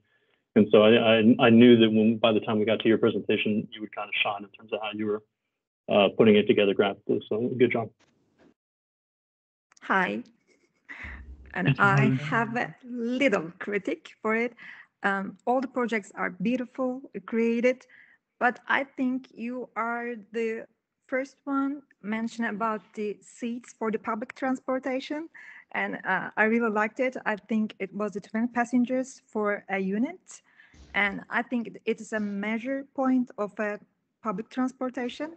And congratulations, it looks very good. Thanks, everybody. I'm so Thank happy. you, guys. By all those comments. Just a Oh, quick yeah. comment from my side. Yes. Just super quick comment. Just less than 1 minute. First of all, Pedro. congratulations, team. You did such an immense, beautiful work. However, I think that there are a lot of texting missing here, as you have your both of your two vehicles has a lot of small parts that you can even go further with the exploded view, I would say. So you have this opportunity to even explode the exploded parts. That's what I'm trying to mean, in order to include more information about each part. That's the first thing. And the second thing, and this is maybe more like a personal opinion, I would say, is that all your parts look super clean. And we discussed this a lot. The only thing that I was expecting is to see your renders in a more dirty way, in a way we can see scratches, imperfections in the material. I know that they are there, but I think it's not that visible yet. But that's something you can do super easily. Just add some maps at the end. Apart from that, really good work. You guys did a really good work on the rigging animation. That's a good thing. Thank you guys. Super good work. good Just want to vibes. congratulate you guys as well before we move on. I'm not going to add anything else what everybody said, but like congratulations. There was this docking station that we discussed in the last session. I'm seeing that it resolved pretty nicely, so congrats on that as well. Beautiful, like your skills on modeling is just impressive. So thank you, Steven. Also for all the guidance. of course, yeah. Also you, Pedro, me as thank you well. for the guidance. I would just like to congratulate you again, guys. This is really probably the most engineering thought out project here for sure. If I really have to, nitpick and find something to do some constructive criticism, sometimes on some of those designs, it seems to me that you are like trying harder than you should do to make it more crazy. I don't think it needs it. It's already really good. So you don't really need it. Just keep it simpler and it's going to be perfect. Thank you very much. Thank you, guys. Thank you for all the nice comments for the project. And I really want to congratulate you guys because you are elevating your design skills with each chapter. Like this is one of the most detailed and one of the most thoughtful design that you guys have. So I really want to congratulate you for all the efforts that you've taken on this chapter. Thank you, Eva. You're amazing. Thank you. Thank you, guys. So moving on to the next team, A3. Hello. Thanks, everybody. Bye. Thank you, everyone. Hi, let me share my screen.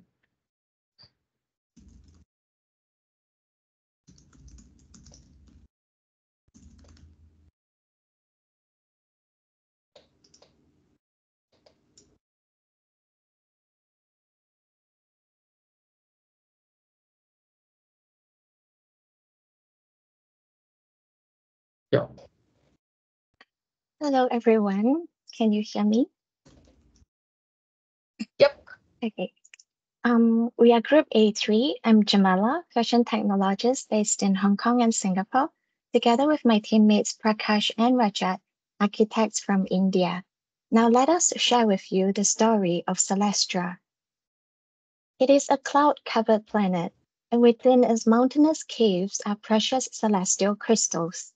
Natives harness this crystal to power their biomechanical augmentations and floating cities.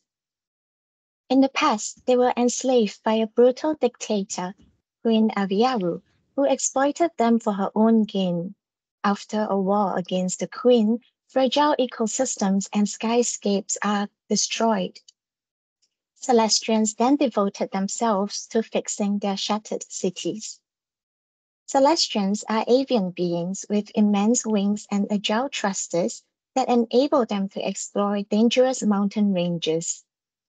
A domesticated species, smoggies, live with Celestians in symbiosis. They assist in mining crystals in exchange for shelter and food. They now live in aerodynamic areas, home made of remnants held together by fallen Celestians' lifeblood. Areas are self-sufficient ecosystems equipped with conduits and vents to channel crystal energies to run facilities like meditation pods and augmentation chambers. Due to harsh stormy weathers, settlements gathered by the mountains. The new amalgamation began at Queen Aviaru's old palace, which became a war memorial. Nesting hubs were built along with innovation center and mining facilities for community betterment. They are further connected by energy distribution networks, agriculture pods, and vapor processing plants, providing ample renewable resources. Their society is redesigned with technological intentionality, adding sacred spaces to learn valuable lessons from history, to socialize, to democratize knowledge, and to explore natural wonders and sustainable ways of living. Since Celestians value and accommodate diversity, an affordable and efficient transport system is developed. It covers different geographical areas, allowing maximum accessibility and ensuring access to resources, services, and public spaces. The public system has a magnetic rail and a network for airships weaved around the aggregations, extending outside the city. The private network spans across the underground caves with abundant crystals. For those who do not want to use their wings, land-based pedestrian networks are set up for them to experience life at a slower pace. Mining vehicles are operated by smoggies. Beneath their adorable appearance, they are intelligent creatures who love engaging in mentally stimulating tasks. In preparation for their vocations, they are trained to operate digital interfaces and complex machines. The Smog Mobile is one example. An efficient digging vehicle, it has a biomimetic shape and compact size, making it perfect for locating crystals in tight caves. Its bright, contrasting colors also allow for easy identification. The sturdy outer shell protects from landslides as well as unexpected explosions from unstable crystals in the rocks. The spiky antennas are for specialized communications and to sweep debris out of the way. The vehicle uses two extraction methods. Firstly, through multiple sonic resonance projectors to loosen exposed crystals. Secondly, with powerful mechanical claws to excavate and collect crystals using suction inlets on the paws. Extracted crystals are directed into a detachable storage canister to be loaded onto public cargo trains. Soundproof interior comes with sensors to detect crystal energy anomalies, while a 3D mapping interface predicts crystal formations. Smart technologies are used in Celestian's public transport, providing real-time data on schedules and a range of accessibility features. Modular control, passenger and harvester units are connected to anti-gravity propulsion engines. Fail-safe magnetic locking systems prevent accidental dislocation, ensuring uninterrupted communications between compartments. Each pilot liaises with the main transport hub and employs tracking systems for seamless coordination.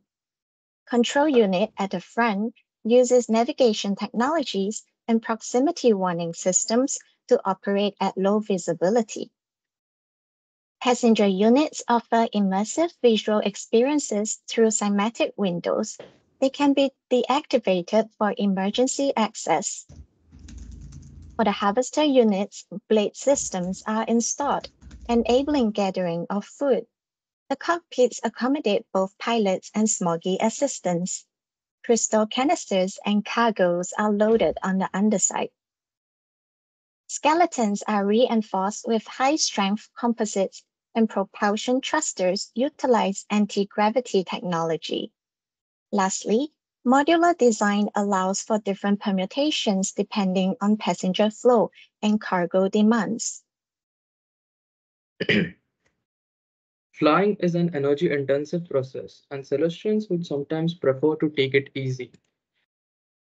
Moreover, they need a sustainable, stable traveling platform to observe storms and planetary dangers. Hence, they constructed a fleet of monitoring airships. It is controlled using the pilot pod that houses 4 navigating crews.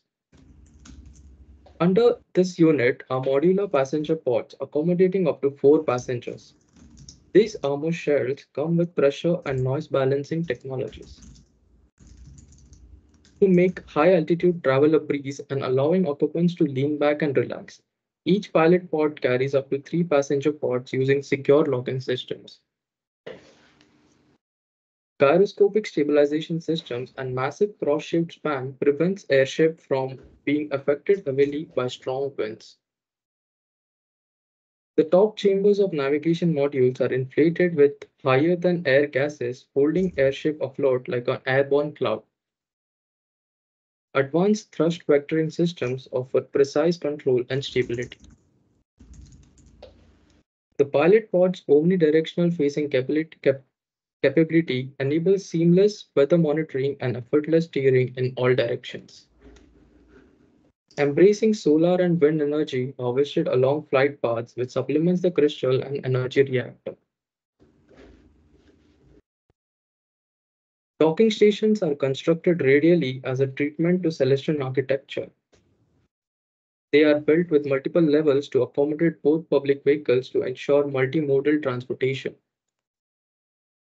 Below is the vacuum tube connecting underground for the mining vehicles to surface and transfer goods to public vehicles. These spacious stations allow uninterrupted boarding of passengers and making it barrier-free. The docking station's modular nature allowed them to create a radial transit hub with cymatic shielding windows, where the vehicles are monitored and resources are stored for future consumption. Mining docks resembling bird skulls are embedded in the ground. They are connected to the vacuum tubes leading to the main station. They also act as a protective shelters during extreme storms. Finally, Ares is flourishing with its infrastructure complete. We hope you enjoy learning about Celestian's robust society, thriving with creativity crafted by inclusive designers. Thank you. Thank you. Thank you, guys. Really, really amazing chapter. I love how you really put so much effort, not just in the design phase, but you allowed yourselves really enough time to spend so much time on presentation and like showing every aspect of every vehicle, how it works, how it's really in the environment, what is the logic behind it. Really like such a meticulous work on this, you know, like visual storytelling, like of everything you've really done in this chapter. So I really appreciate all this effort that you've created.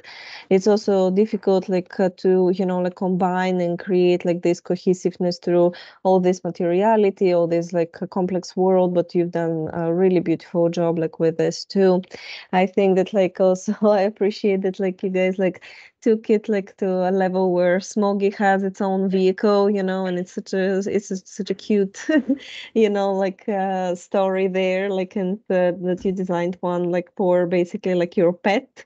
I love like how you're also showing the connectiveness and how really like the body, or what we call prosthesis, really like operates within the vehicles, like the public vehicles, but also like the private ones. Like there is always this connection between the body and the vehicle, and then the vehicle itself with the stations, and then the amalgamation. So you've really connected it, created this link between all levels of your world. So thank you so much. Really incredible work. Thank you. Thank you, Pavlina.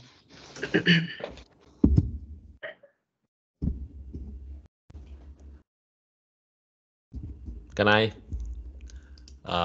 There is a lot of detail here, a lot of detail. I really like that, and a lot of vehicles, different vehicles as well. I also enjoyed a lot the fact that there's dirtiness and scratches and everything on the textures, so very good texturing work as well. I also loved the mentions about people enjoying the travel, which is something that I've missed until now, and for me it's important, enjoying the travel, or even, you know, just the driving of a vehicle part. The presentation was very good in explaining everything, more explaining the details of the transportation than the story maybe, but the actual document, I think it lacks slightly on text and details. So if I could see just the PDF, let's say, of an expert of the presentation, it would be easier for me to understand what's going on. It really needs your storytelling. So the storytelling was extremely good. Maybe you could add a couple of extra text on and explanations on the whole aesthetics and visuals.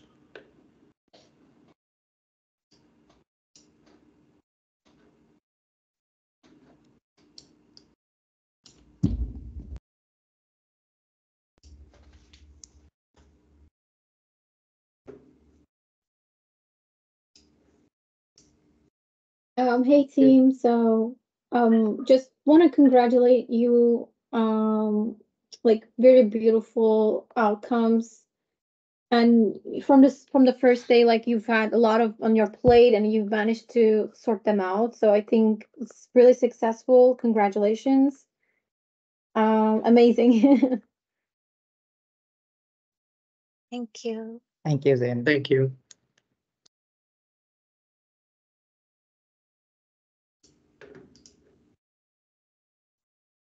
I have to commend the group, because so many times professionally you're given topics that you might not, you know, be the most passionate about. They might seem kind of mediocre to you, or they just might not be something that you're personally into. And what I like about your work is, from a technical perspective, you've totally aced it.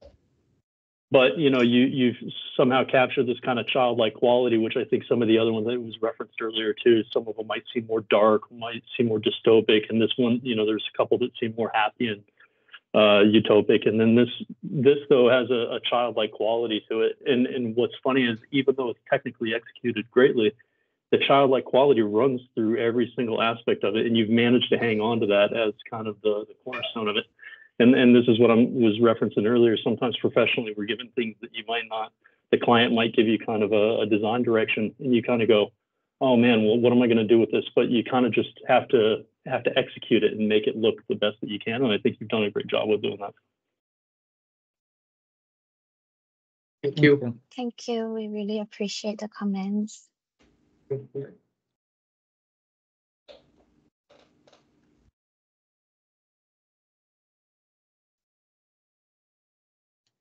One of the aspects I really like about this is it looks almost like some really beautiful, complex jewelry almost.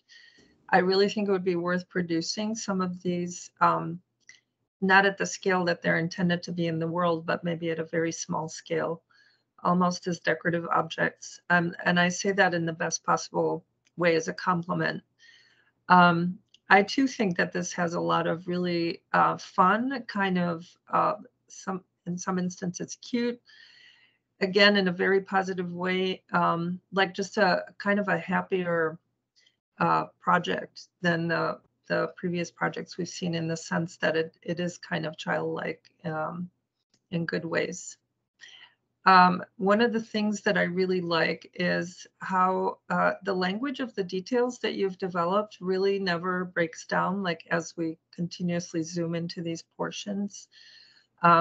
Whereas some of the images that we've seen so far look a little bit more collaged, these look a little bit more integrated. And I think that's because you developed a certain formal language to all the components, the way they interlock, the way they move next to each other, etc. So I really appreciate that aspect of it, and that they are, I can't really distinguish between sort of the more organic and synthetic forms. They all kind of are amalgamated into one language. Super appreciate that. So congratulations, guys. Beautiful. Thank you. Thank you.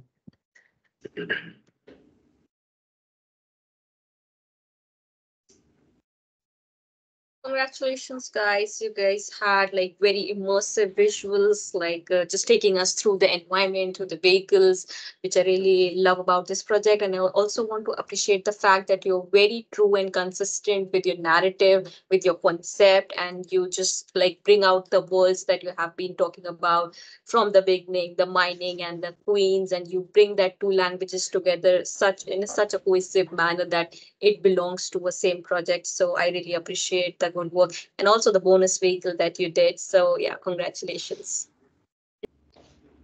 Yeah, let's be before Brandon and Alejandro. Okay, let me share my screen here. You guys can see my screen? Yes. Okay. Hello, everybody. My name is Brady. I'm a recent graduate with an undergraduate degree in architecture from the Savannah College of Art and Design. Hello, everyone. My name is Alejandro. I'm a Mexican-American computational designer based in Tijuana, Mexico.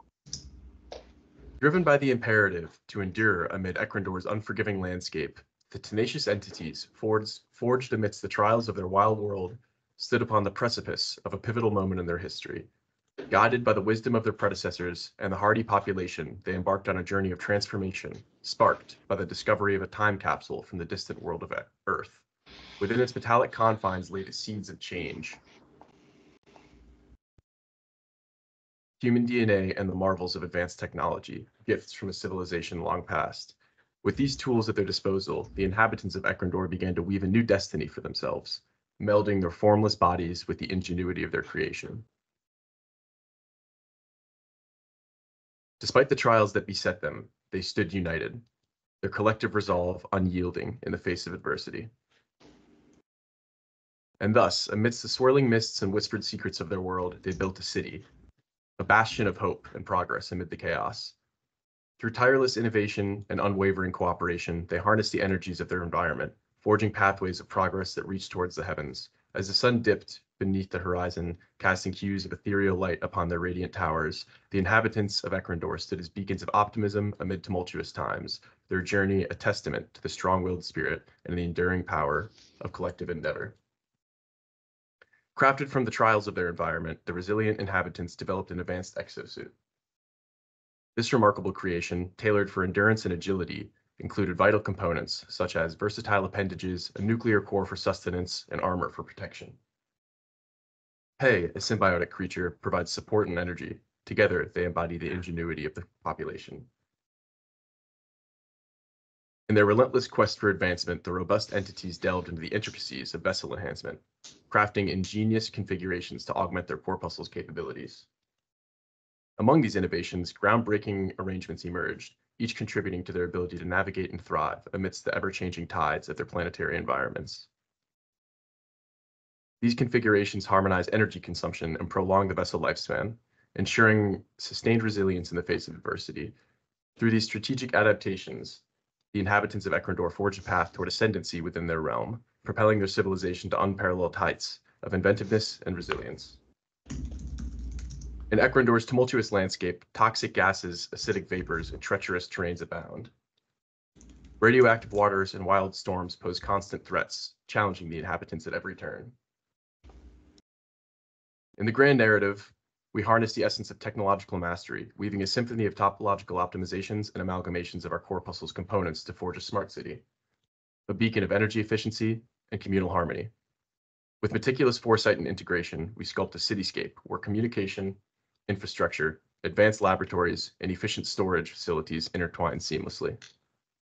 As a result of this newly inhabited city, there was immediate needs for means of transportation to be developed. Thus was born the Meridian Voyager, marvel of technology and protection from the elements. Voyager was built to be able to support the transportation of 50 Meridian inhabitants safely through the toxic atmosphere, meteoric showers that frequent Ecuador. Mechanical storage panels were designed to seamlessly transition the spaces between the energy conducting plasma that powers the ship and its inhabitants. Being drawn directly from the Meridian neighborhood, the energy system is capable of supporting the ship in all aspects through several trips all over Ecuador before it needs to be docked and recharged. The front cockpit of the ship sit two Meridians with the ability to pilot and command all aspects of the ship, while towards the rear of the wings sit all Meridian passengers set in charging pods to equip them with enough energy and power to continue to build and innovate whenever they please. Operating on a much more personal level exists the Nova Glide, a nuclear energy-powered cruiser that is operated by a single Meridian accompanied by PE. Equipped with the same accoutrements at a much smaller scale, the Nova Glide is equipped with similar energy-gathering plasma that is surrounded by protective panels that serve as defense to the harsh Ecuador environment. This vehicle was designed with the Meridian body in mind, flowing seamlessly along the contours of their exosuit and serving as an extension of their body when operating it. The unique position for PE, as well as the hand and foot placements, the Meridian body is able to go into trance-like state to conserve energy while operating in the Nova Glide. It was also a necessity in creating travel networks to avoid collisions between air and ground crafts, whilst also optimizing travel time to be able to avoid wasted time in the development of this new civilization. This was born in the public and private Meridian Skylink cybernetic transit network. Private network was created to support and guide Meridians in their charging state while using Nova Glide. Meridians are capable of veering off this path whenever they choose, however, for the routine trips between these cities' main points of interest. This grid serves as the most efficient way, supported by Nova Glide charging stations docked near the radioactive sea. Public network was developed to serve the four main Meridian developments that allow the Voyager access, also capable of traveling between other Meridian developments. Network becomes the most efficient way to transport Meridians to and from residential areas to more important areas such as seafront labs, where all developments are ideated and executed. Voyager docking station serves landing pads for Meridians to and from the ship to desired locations. A magnetic pulley system, these docking stations are capable of scaling up and down the massive Meridian towers to be able to grant quicker access to the tower interiors. Created out of metal alloys and a hidden energy distribution system moving into the station, these docks are capable of fully charging the Voyagers as quickly as the Meridians are able to evacuate the ship. Nova Glide docking station also works as a charging station as well as a data transmitter to Meridians, where it is plugged into the station. Reinforced pillar gathers energy from the radioactive sea as it travels out through the energy rings and into the vehicle. Depending on the amount of energy being distributed, the vehicle and pillar will have a different level of emission emitted from them. In here is the full charging cycle taking place with full emission in full effect. Sun deeps casting hues of purple and pink across gleaming spires and pulsating domes. The inhabitants of Ecuador look at all that has been developed with hope for a greater civilization, where Meridians are able to travel in Voyagers as well as in Nova Glides effortlessly throughout the environment, scaling their residential towers upon their docking stations. The journey between Meridian civilizations as well as scouting missions are seldom easy, but made worth it through what has been seen in development of Ecuador as well as the development between the Meridians and their faithful companions, PES.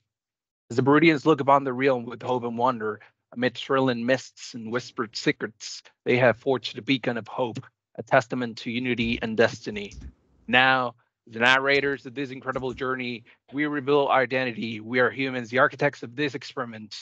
While eons have passed on Ecuador, it has been less than one lifetime on Earth since we sent our time capsule. Watch the persistent entities conflict arise and resolve, witnessing their transformation from a species on the brink of extinction to world stewards Our experiment succeeded beyond our wildest expectations, and we cannot help but feel a profound sense of awe and responsibility for the role we played in Destiny, a capsule that altered their fate forever. Thank you. Thank you, guys. Really great effort on the project. I think that like you guys have definitely like stood the test of time here through all these chapters, like making sure that like everything really does look cohesive. I love like how you have like this unique language that you're developing, and everything that you're creating looks very polished and well resolved. What I would say, like probably because of like there could be like too much consistency, right? Like about like materiality or some of the renders themselves, like like just adding some additional elements or even materiality colors, like that's going to help a lot, because right now you're working like primarily on this grayscale with like pink and then like going to green like scale, which it's beautiful, but again, like just like for the diversity and like for us like to be able to immerse in the project in the best possible way, I think that this is really going to elevate the project. The great thing is that like we're still like in chapter 4, there is a lot to learn, a lot to move forward with, and this is, I think, like one of the comments that like you can definitely implement in the last presentation, like to really like get this elevated polished look like on like the holistic view of the design. And I really appreciate especially like how the corpuscle and the vehicles like really like feel like as one family. So I'm really loving like the design and the details of it. One thing that like I would like to add is maybe again like some exploded views, right? Like or like of like the pieces that are coming together, like some like details like on them. I think that the project is really going to benefit. I know you have the zoom ins, but the exploded views like where we can really understand like each part are super important, and then this can actually bring closer your vehicles to your prosthesis also, right? Because like we can see the skeletal structure and like how they're really like bolted together, right? Like so again, like bringing some of that language like here, it would be super appreciated. Thank you guys. Wonderful progress. Great comments, Paulina. We'll keep all of that in mind. Thank you. Definitely. Thank you. Yeah, great work, guys. I think very similar to Pavlina, there are some elements where the docking, for example, is not fully developed, while obviously you have learned a lot modeling now. And if the exoskeleton is part of the design inspiration, let's say, on everything, you could work more on the textures and on the scales between the two, bring more texture. A bone by itself, if you're seeing it in how does it look with a microscope and how does it look as on a bone of a body, could be a source of inspiration, or run a few of those in Midjourney to see what can bring you. But overall, it's really some obvious insights here to improve, but really great work, guys. Thanks so much. Thank you. Yeah, this project is really successful, although I agree with Pavlina's comment about color materiality. And one way you might want to explore bringing that in is you're talking about this toxic environment, and it would be really nice to visually understand how that environment really interacts with these vehicles. Like I think even in an animated kind of version, how does it affect the materiality? Do the materials like transform in response to like increased volumes of a certain toxin or something like that? I found the panelization on the larger vehicles not as convincing, because like I don't really understand, like let's say from an engineering perspective, why some of the panels are shaped the way they are, or like the complexity of the number of panels or something like that. So with vehicular design or any kind of mobility, the big question on Earth is how it interacts, like with air, wind, pressures. I mean, all different kinds of things that happen, you know, when the engine heats up, like when the materials, when there's a crash and the materials respond. So I felt like the panelization, the way you've panelized this, is not really telling a coherent story in relationship to the design.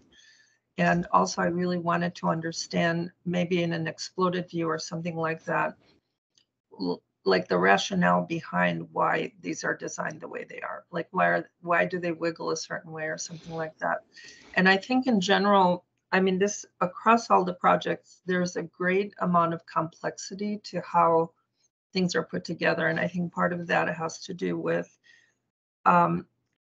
really literally maybe just even learning how to use some of these softwares and kind of challenging yourself to go very far into this modality of, like, you know, hyper, like, componentalizing, if that's a word. So, however, like really in mobility design, the reduction of complexity on the surface specifically is very important. And so I would love to understand why these need to be complex in a certain way. And I think you can come up with a narrative and reason as to why you're designing that way and why that's necessary. And I think in your project particularly, I would love to see the materiality evolve around a response to this toxic environment and the changes in the toxic environment. Congratulations, a really nice project.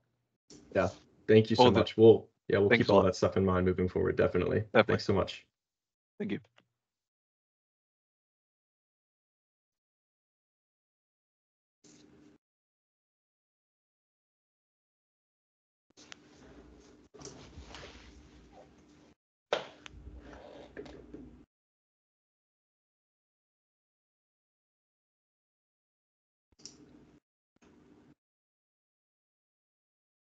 Well, hi, Tim. Maybe I would add something very short. First of all, congratulations for the work. I really enjoyed to work with you both. I think you did really good work on the texturing side, even though I would argue the comment that everything looks so consistent, because I like it to be consistent, that consistent. But my comment, it's more about the ergonomy study.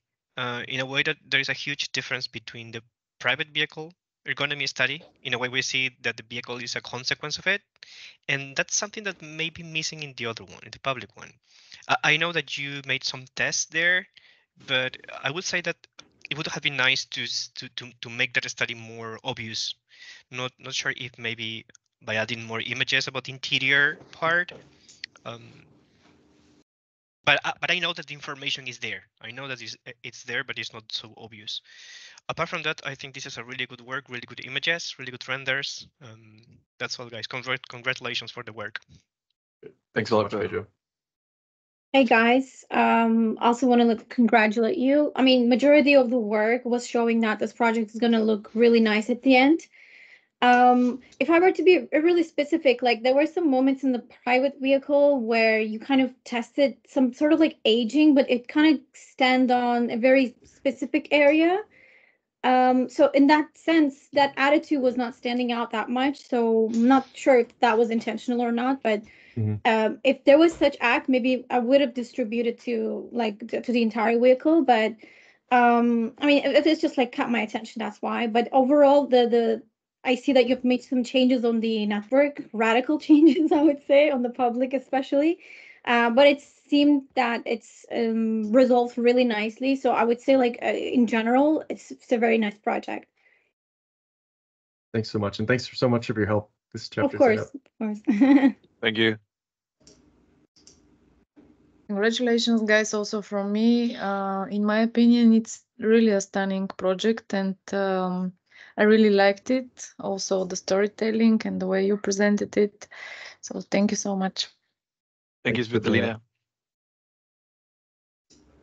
Thank you, team. Thanks for all the effort and the work. Looks wonderful. Thank you for your consistency and keeping it to the story. Thank you, Master. Great job. Thanks so much, everybody. Thank you. Okay, move on to group A again. Yep. Thank you, Dong. So let's move on to group A with A6.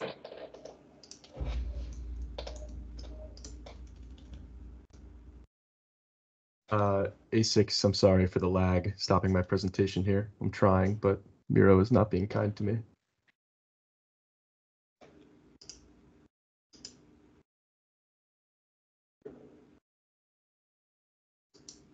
Okay, should be good for you guys, sorry. Thank you. I'll be sharing screen in a second. Sorry for lag.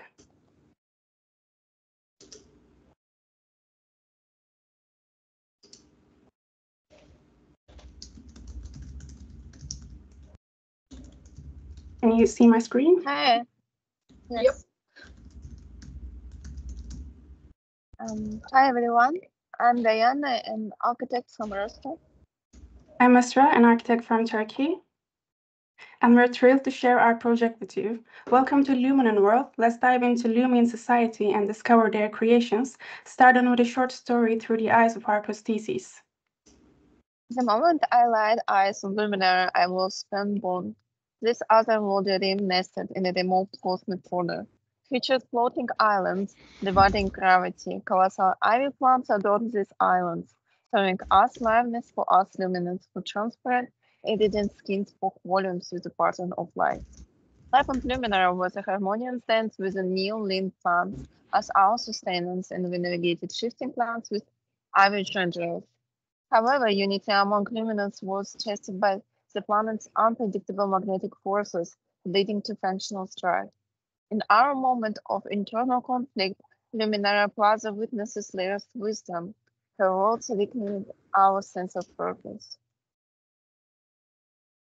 Meet the Lumions, celestial beings that gracefully navigate their low gravity home.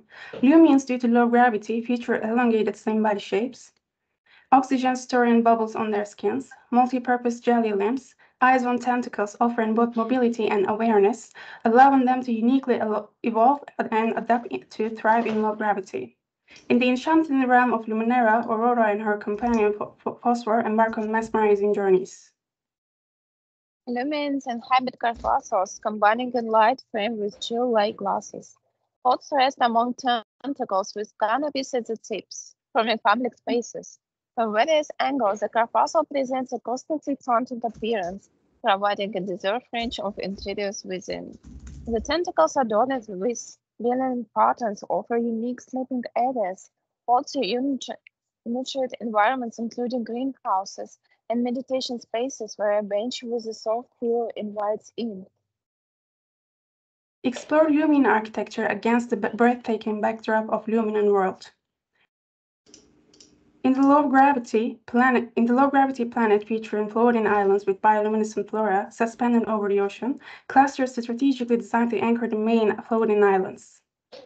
Public spaces within Lumion architecture are essential hubs of community interaction, such as gardens with pavilions to enjoy their unique flora, healing chambers for maintaining health, meditation hubs, and beaches for communal activities. Completing this architecture, their transportation system reforms travel by fusing the unique characteristics of their planet.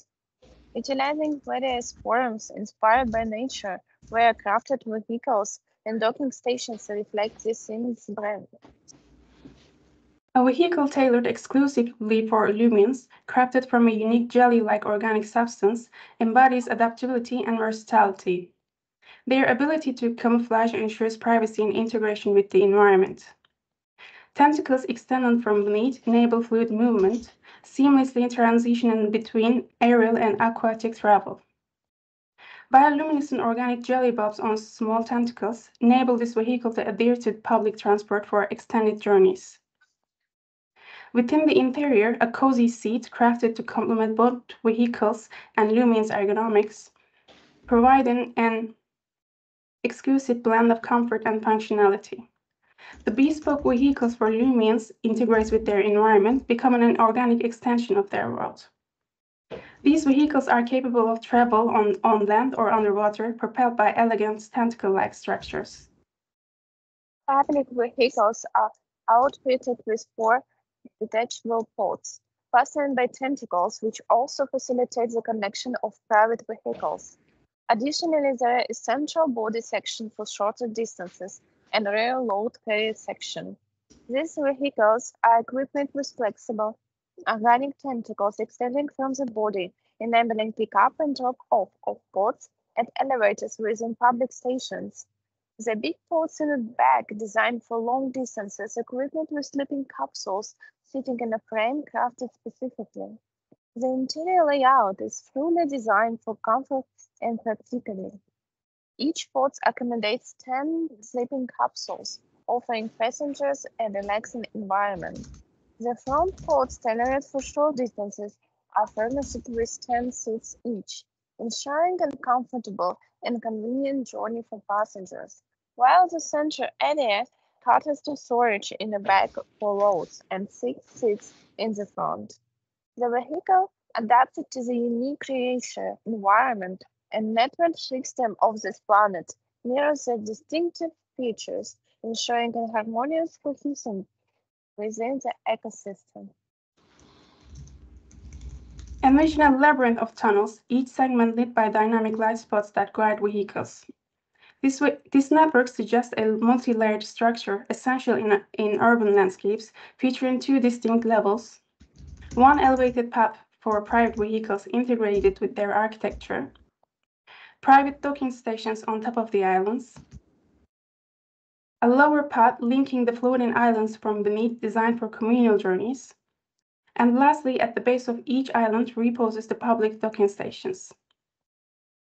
The public stations is a blend of organic design and functionality, featuring 4 elevators that connect the ports of the public vehicles to the urban landscape above.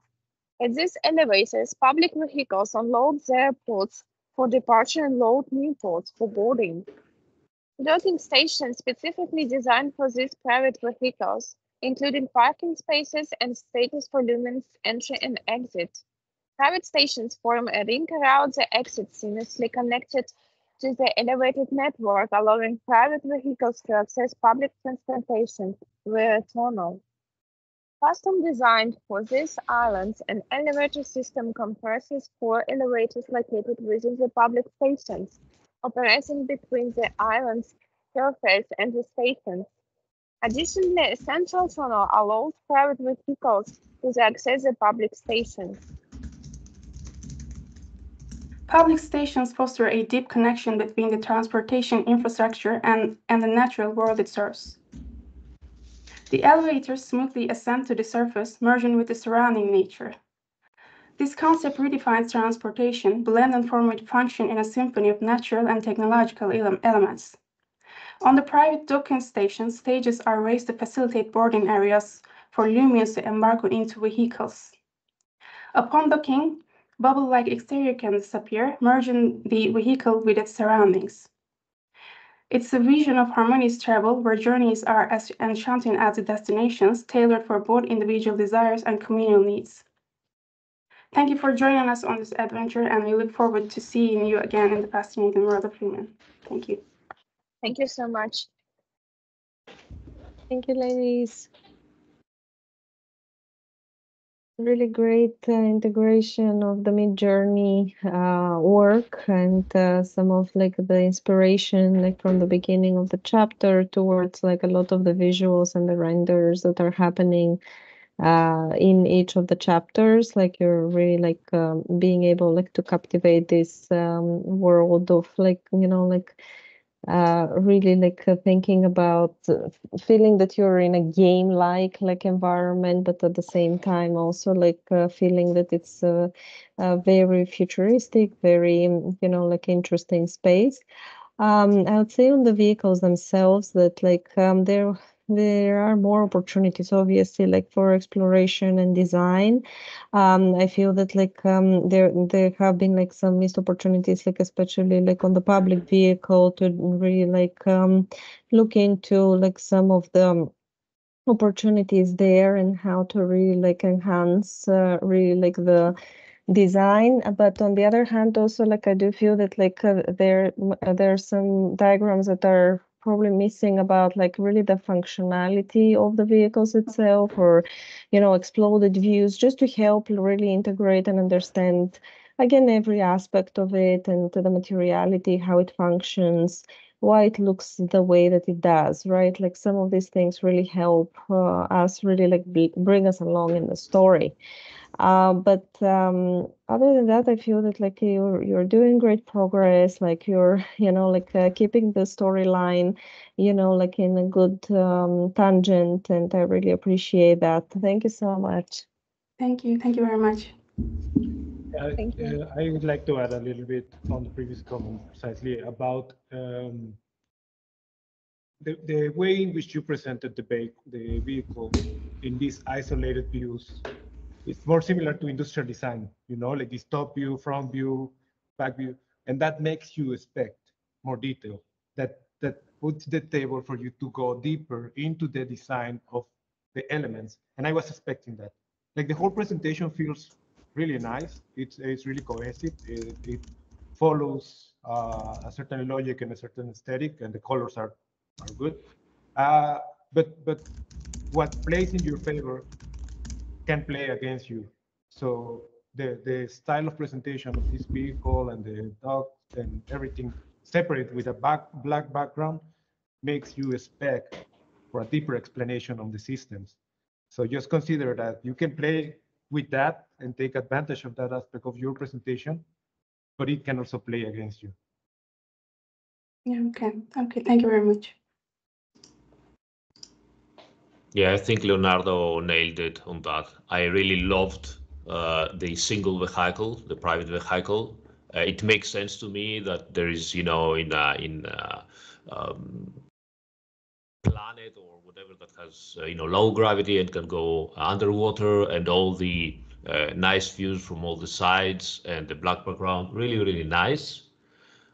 I've missed a little bit of that detail. I was expecting more, as Leonardo said, and I think the fact that you probably didn't explore the details of why a vehicle is like that, it might make you lose an opportunity here, because in my opinion, the docking stations seemed more like vehicles than actually the public transportation vehicle seemed like a vehicle.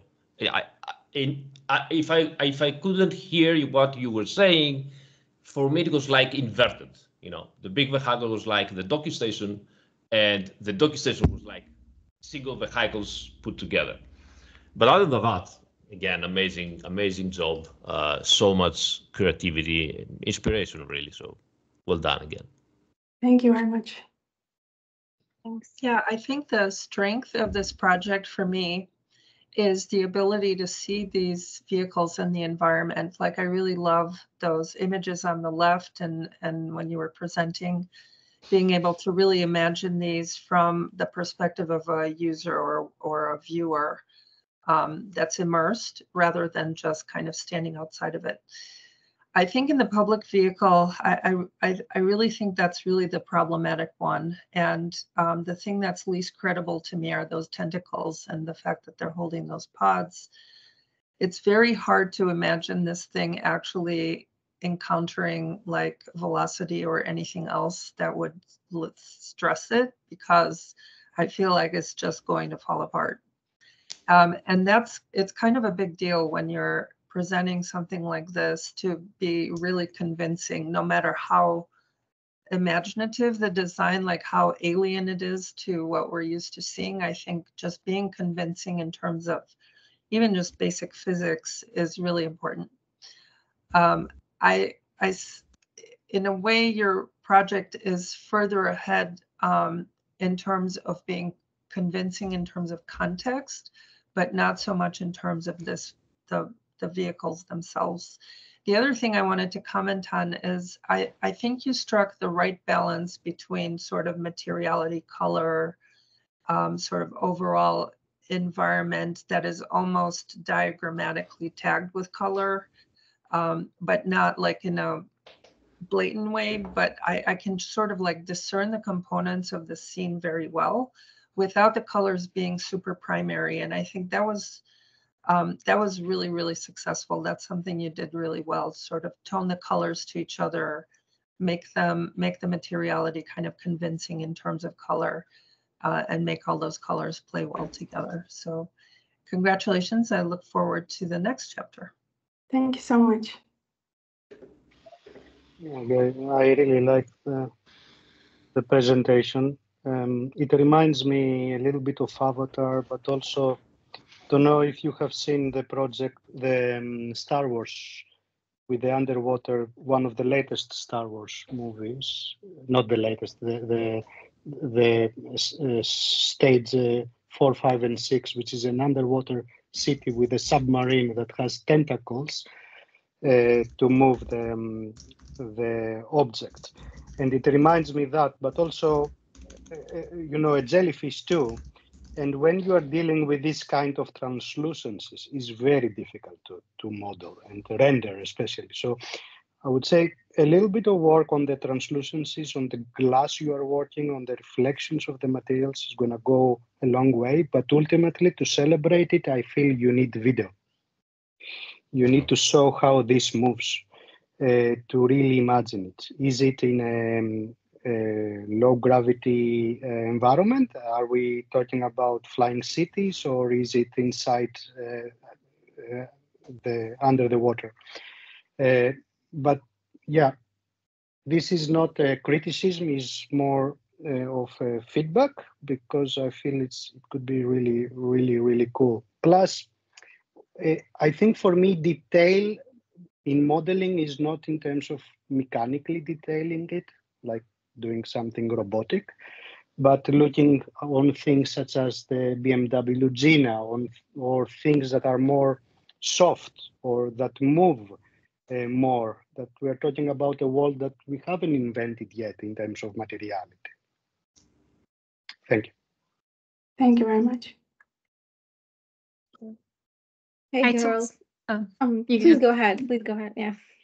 It's a small comment. I thought your world was really, really cute, beautiful shapes, and it had a really couture feeling to it. So congratulations. Thank you very much. Hey, girls. I just want to add, like, first of all, congratulations. Thank you so much for your efforts. I agree with the comments where you showed that, you know, that relationship between how vehicles are docking, and then you like relationship with like the prosthesis. I think those moments are really nice.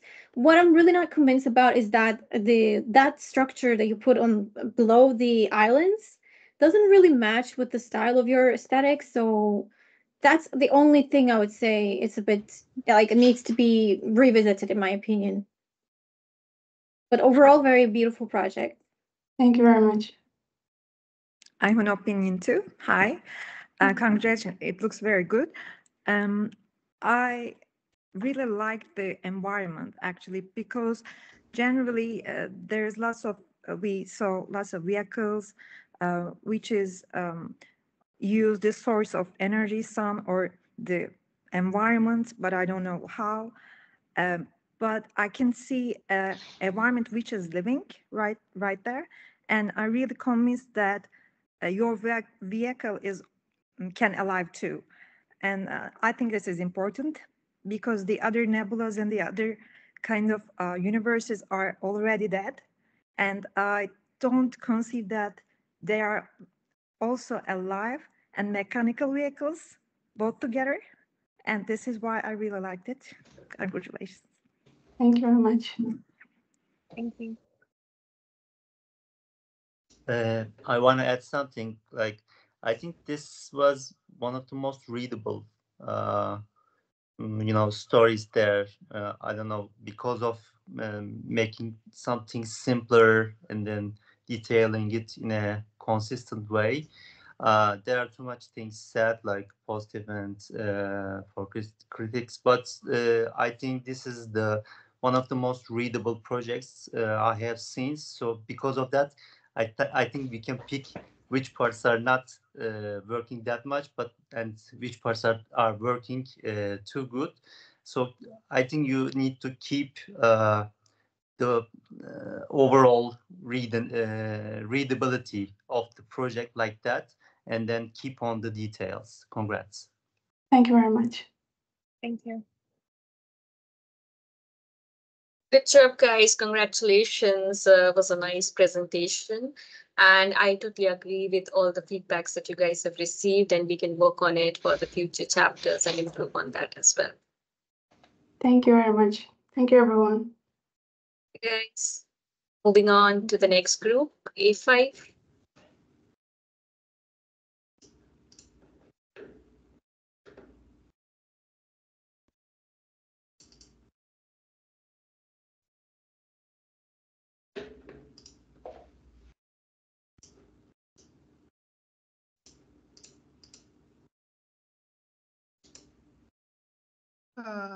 Esther? I'm trying to stop it. Okay, Sorry. okay. Yeah, no issues, no issues.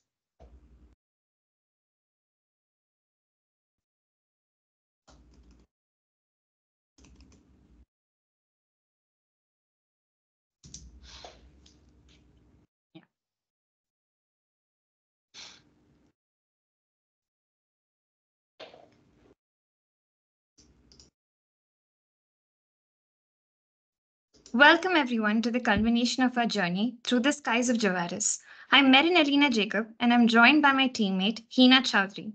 Today we invite you to unlock the gates to Volaris, where trails of innovation intertwine with threads of connectivity. In the boundless skies of Javaris, two distinct races thrived, but they did so in stark opposition. The Aerialis, avian creatures with wings that spanned entire city blocks, called the clouds their home. Their ethereal abodes floated high above the rest of the world, and their society was one of serenity and grace. On the other hand, the Cytonians, half machine and half organic, thrived in the toxic wastelands below the skyward plateaus, their society characterized by a relentless focus on machinery and industry within their mechanized cities. For decades, these two factions had been locked in a bitter feud, each vying for the scarce resources that Javaris offered. Amidst the turbulence, a glimmer of hope arose from the minds of a few scientists. They envisioned a creature that could bridge the gap between the avians and the cyborgs, a being that could thrive in the harsh climates of both worlds. Many attempts ended in failure with bizarre results, but the scientists persisted, driven by their shared dream of coexistence, and created Skylar, a unique hybrid. Skylar had wings and legs inspired by the Aerialis, skin that converted toxic gases into cyber energy, and they were reinforced with the advanced alloys and propulsion systems of the Cytonians. The hexagonal rock formations of Shimmering Abyss, shaped by toxic gas emissions, stand as a testament to environmental alchemy. A dwelling unit that embodies both architectural prowess and functional elegance, the Lumina Havens, is a pinnacle of design and functionality. Its exterior boasts a textured shell exuding strength, while skylights illuminate its armor. On the inside, smooth geometries with branching connections add a layer. Powered by a central cyber energy source, it converts toxic gases into usable energy distributed through microfibers. Skylights reflect energy intensity influenced by the nearby bioadaptive garden, while the main energy core converts toxic gases into usable energy distributed through microfibers, nurturing luminal flora, with the Cognizance archive bridging civilizations. In the creation of the Shimmering Abyss community, Lumina Heavens underwent a strategic transformation, dividing into distinct clusters that form the foundation of this innovative settlement. Ground units seamlessly blend with the environment, while towering edifices rise above, offering breathtaking views and additional living space. Bridge units spanning the river facilitate connectivity. The cyber energy matrix sustaining the dwellings, representing the technological backbone of Skylar's vision. At the heart of the design, the Serenity Helix, symbolizing unity between Cytonians and avians. In the heart of the Shimmering Abyss, a remarkable vehicle emerges from the bustling streets of the community. Its sleek, aerodynamic design catches the fading light, hinting at the advanced technology concealed within its frame. This is the Aerodracon, a vehicle born from the ingenuity of both avians and cyborgs, designed to navigate the rugged terrain and uncover the secrets hidden beneath the surface. As the Aerodracon ascends, its transformation begins. Retractable wings unfurl from the sides, stretching out to catch the air currents, and the claws retract into the belly of the vehicle. As the vehicle hovers above the landscape, its advanced sensors scan the terrain, mapping out the most promising locations for excavation. With precise control, the articulated joints of the digging arms descend, their sharp claws gripping the rocky surface as they carve through the terrain with efficiency and accuracy. The Aerodracon's onboard computers analyze the composition of the rocks, extracting valuable resources while minimizing environmental impact. Its intricately designed headboard features a cybernetic visor, shielding Skylar from debris during excavation. Sharp organic design language adorns its wings, elevating its appearance to one of regal stature. At the front, the excavated talons with articulated joints and sharp design language facilitate precise digging. Along the sides, sharp organic details lend it a distinguished look, while protective aerodynamic shells boast flowing lighting details powered by cyber energy, blending style with function. The private vehicle's outer shell layer provides protection and aerodynamic stability, while the inner alcove serves as Skylar's seating area for piloting and navigation. Wings enable flying capabilities by generating lift and stability, and the central core houses essential systems and components, providing structural integrity. But the Aerodracon is more than just a flying excavator. It is a versatile tool for exploration and discovery. As it digs through the hexagonal landscape, it uncovers hidden caverns and underground passages, revealing the secrets of the shimmering abyss. Its advanced imaging systems capture high-resolution scans of the terrain, providing valuable data for researchers and explorers alike. As the sun begins to set, the Aerodracon returns to its hangar, its mission complete. But even as it rests, its wings folded against its sides, it stands as a testament to the spirit of exploration and adventure that drives the inhabitants of the shimmering abyss forward. In the realm of Skylar's world, we have fashioned an extraordinary public vehicle tailored to meet the diverse needs of its inhabitants. This vehicle, known as Spectroglide, stands as a testament to innovation, serving dual roles as a public transit system and a carrier for essential cybercodes. Its design revolves around three core components: the control nexus, the transit and cargo quarters, and the energy drive.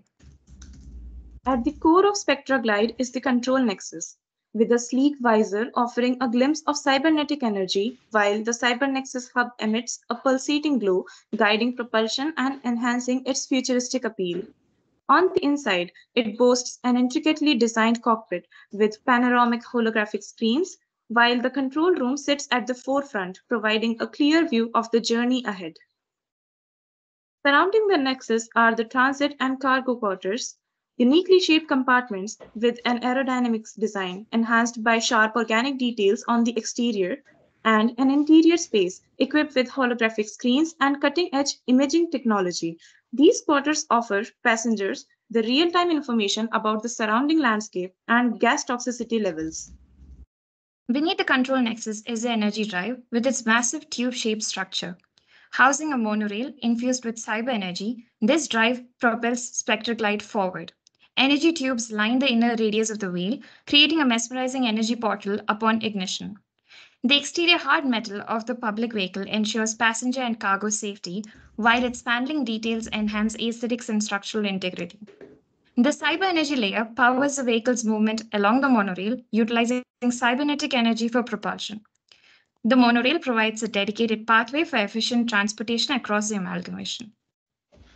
Amidst towering structures, the public docking station stands ready, powered by the energy matrix that fuels the vehicle. Passengers ascend towards the dock from the lattices below, connecting to the station to dwelling units. The adjoining bridge takes them to the platforms, greeted by hydraulic lifts ready to transport them to the entrance of the vehicle. In the heart of Shimmering Abyss, a sophisticated network of transit systems interconnects the diverse communities of the amalgamation. The public vehicle monorail network provides a dedicated pathway, seamlessly linking the docking stations with efficiency. The private vehicle transit network operates in two tiers: the macro transit network, facilitating resource exploration in the hexagonal rocks landscape, and the micro transit network, enabling agile transportation between corpuscles. Together, these networks form a cohesive web of connectivity, fostering unity and collaboration as residents traverse their extraordinary world with ease. Join us as we navigate the highways of tomorrow, where Volaris bridges the gap between the factions through innovations, ushering in a new era of seamless travel and boundless explorations. Thank you. Thank you team. Beautiful work. I feel that like you've down yourselves, like really elevating the project in this chapter, really digging into like each one of the each part of it. Excuse me, and to really like showing us like how they connect like into the realm of the interior, the exterior spaces, and how like the movement is happening. And I really appreciate this work and how you've elevated especially like some of the visuals and the interior renders. I think that like it has been a really great milestone for you, like this particular chapter. So I really love the work, and thank you for all the hard work and never giving up, and continue really like to explore and to grow.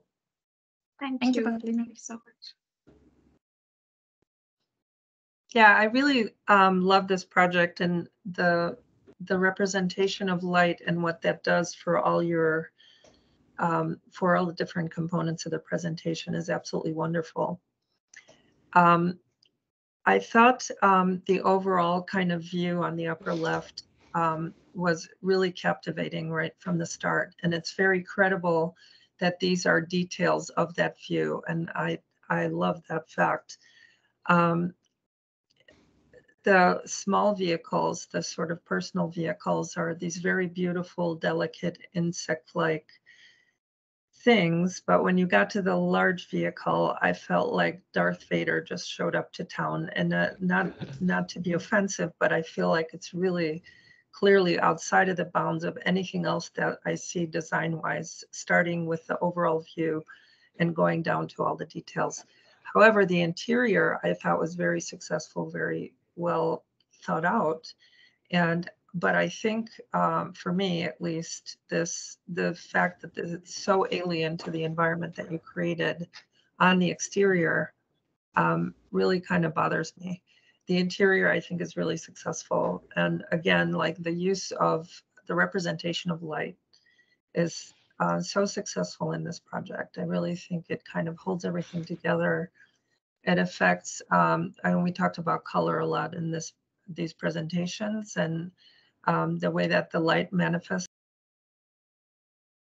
color, I think, is really important to this project. And you did just the right blend of materiality versus light to accomplish some very cohesive scenes. So congratulations. Thank you. I'd like to add on that comment about the difference in between the two vehicles. To me, yeah, they look disconnected, slightly disconnected. Like the aesthetics of both of them is not the same. For me, the public one, personally, and it's just personal taste, I suppose, I love it. I like it a lot. And I like the contrast when you put it in the city and when you present it in the environment. Like it gives you, because not everything can follow the same aesthetic. So in the big scheme, the contrast works, but between them, they don't connect. The graphics are amazing. The geometry of this one, it's really, really, really nice for me. I really like this vehicle. But yeah, that's something that I noticed, like they don't look like the same, like they don't even belong to the same transportation system, you know? It's just that. Congratulations, it's a really nice work. Thank you.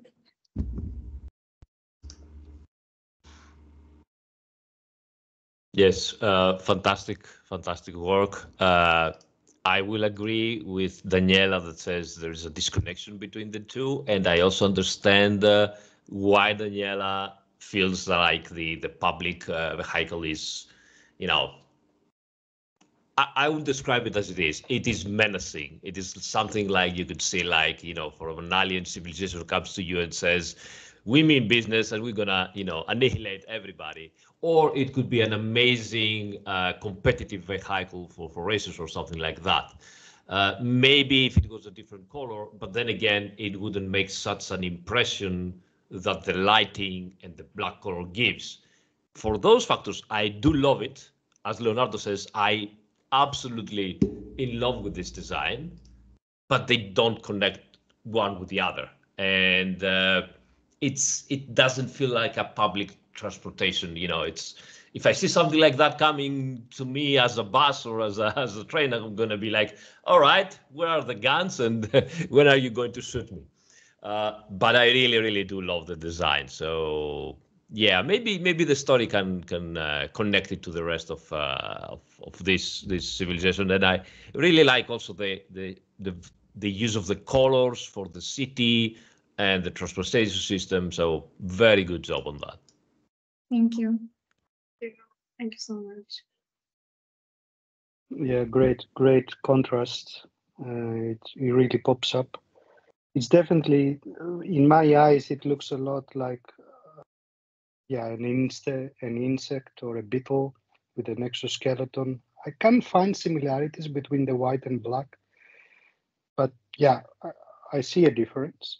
I think what would improve maybe is on the details. For example, when you had the legs of the insect, would be great to give a little bit more geometry. It looks too flat and extruded and then put into a lattice. Refine there and push your modeling skills there to really bring some depth and get inspired by the insects. I think is gonna help these little details pop up even more. But I find it extremely captivating and really nice. I mean, it's really incredible what you are achieving in such few months. Tim, it's really good. Well done. Thank you.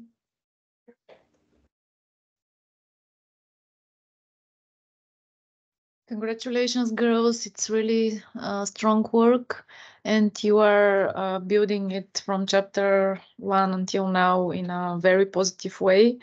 I really liked the presentation, the visuals, and everything. Thank you so much. Thank you, Thank you. Thank you. Hi, team. First of all, congratulations for the work. It's a super beautiful work. I personally like the contrast between the vehicles because it's giving us this feeling that the public vehicle has this potential to go to other completely different neighborhood. That's something that I like about this vehicle. But I agree with the comments that were already said about the details. When we see the private vehicle, we see that you have these textures that more or less highlights the volume of the vehicle itself, and that's something that may be missing in the other one in order to understand the real scale of the public vehicle, for example. Even though the model itself, the design itself, it's super beautiful, those kind of details may be missing. And I have one more comment related to the interior design. It's the first time I see the renders are super cool, super beautiful, but there are some parts that I think are not blending properly in the interior design. You have this kind of horizontal elements that are trying to blend with the general volume itself. Maybe the connection between them, the blending between them is not the best one, I would say, but the overall idea is super beautiful. I really like the idea and this final design that you made.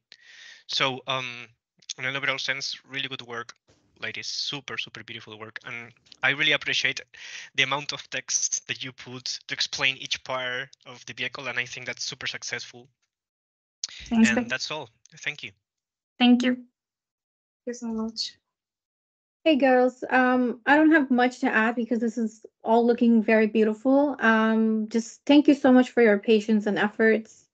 You've been working so much on this project and it really paid off, in my opinion. I personally like the contrast as well. If I were to say if I were to put my comment. And I agree with the interiors about Pedro.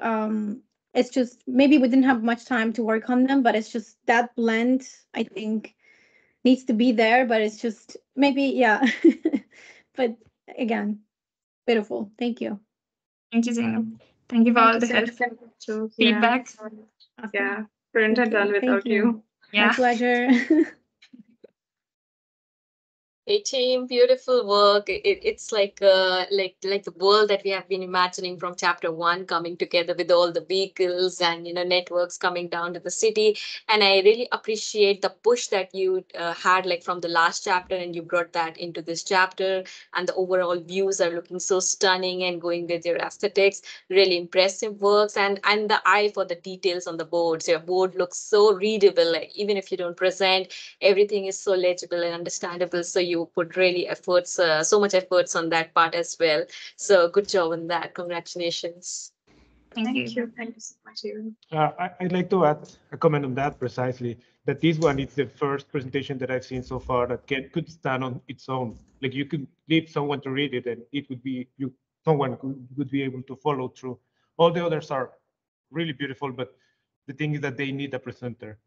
And I think that's important, that in some cases the project is going to be there standing on its own, and it's necessary for us to design the presentation in a way that someone else can grasp what we are trying to communicate. So congratulations on that aspect as well. Thank you. Thank you. Thank you for this comment, Leonardo. Very good.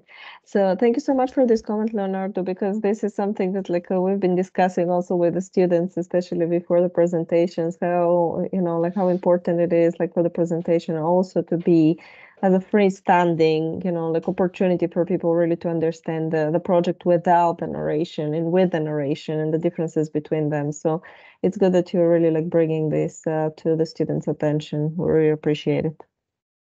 Yes, it's totally very valid comment and very important one. I agree also. Hey, thank you guys. Thank you, team. Moving on to group B. Thank you so much for the Thank comments. you, girls. Great job. Let's go with B1. So Diego and Cesar. Hello.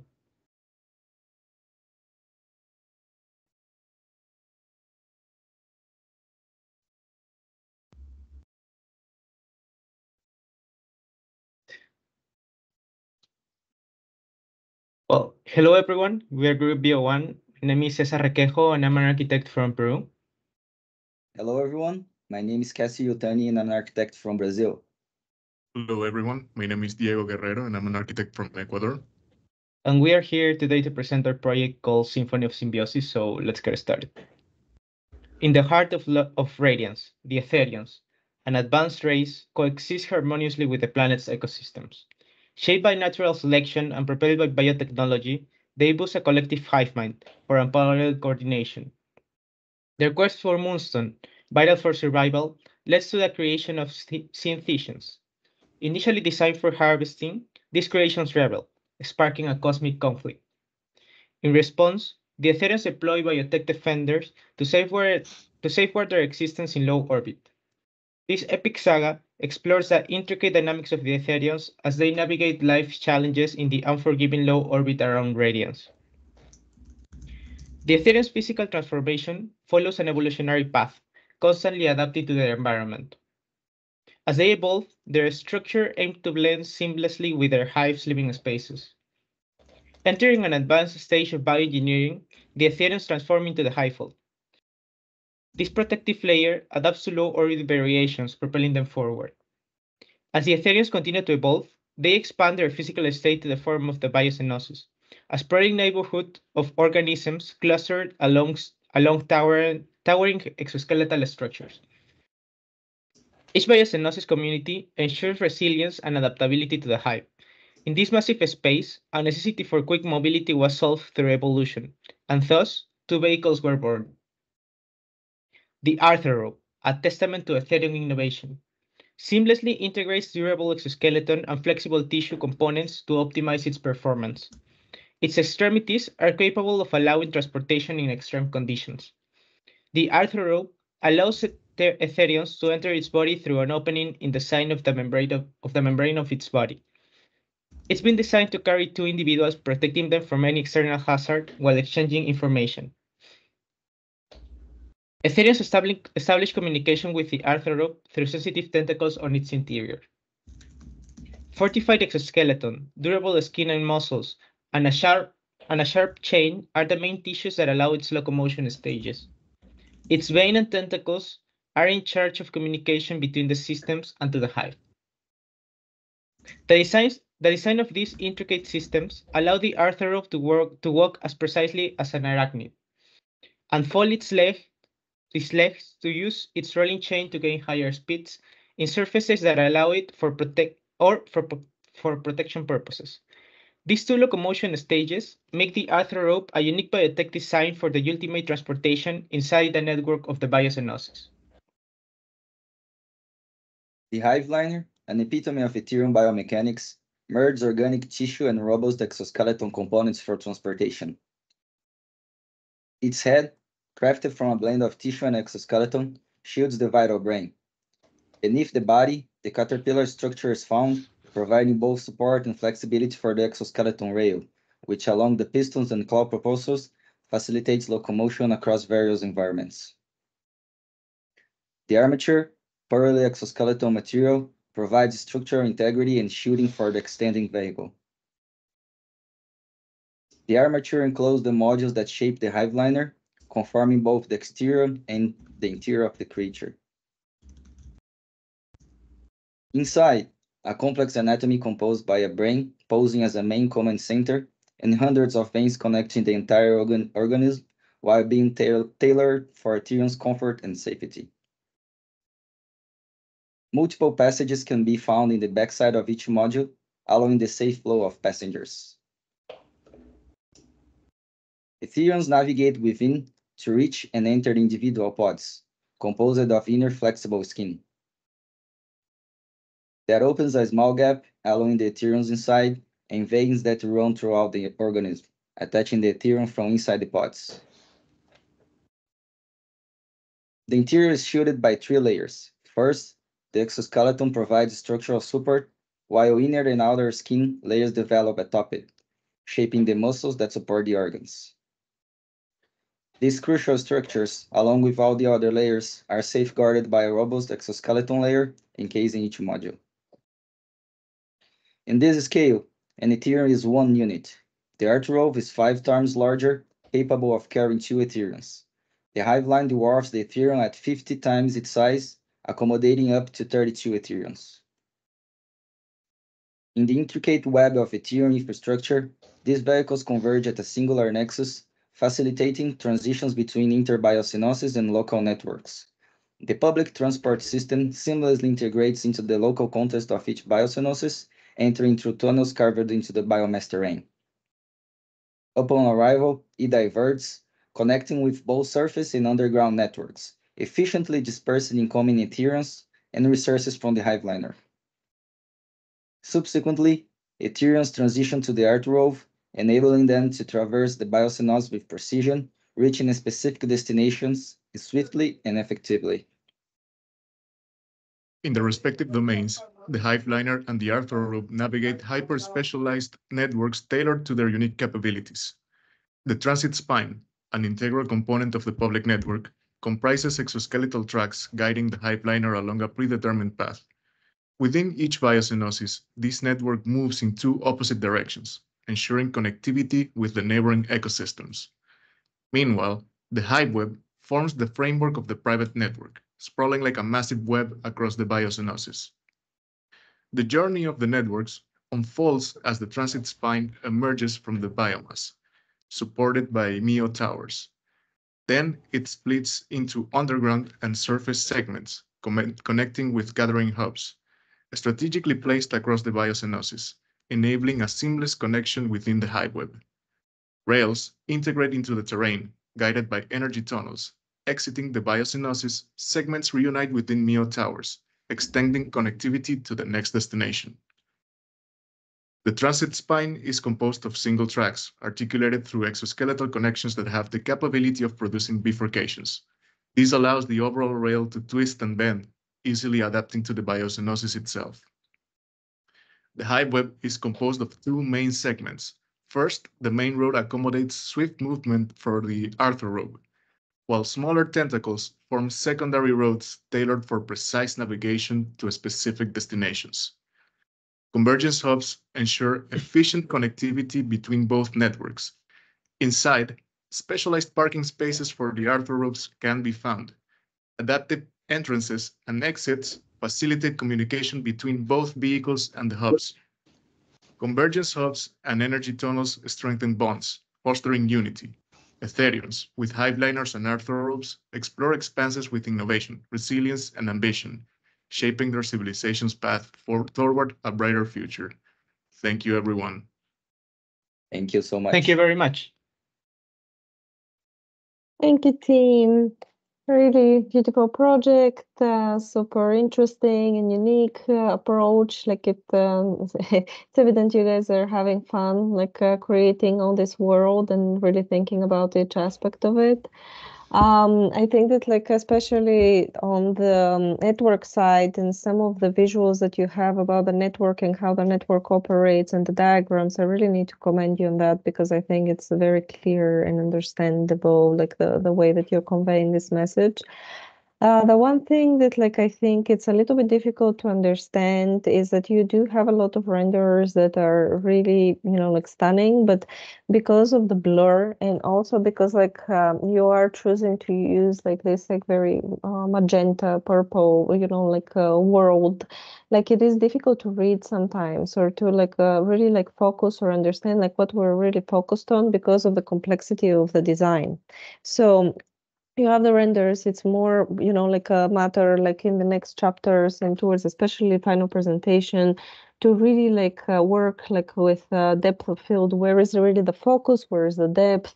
If there is any opportunity to integrate like any other like colors or materials that will then really like gear our eye like where it needs to be. Again, because it's overly complicated project, it's in its DNA in a way. That's not a bad thing, but then you need to be very, very you know, like thoughtful on how to really like represent those so people really understand like and differentiate each aspect of the project. But yeah, super amazing project. Like I love the vehicles. I love like how detailed like you guys are like working towards them. Like I love the minimalistic approach that you're taking. Like and you know, it does seem that like you guys are really having a great time while I really like designing and thinking about this project, which is amazing. Thank you. Thank you, Pavlina. Appreciate it. We are.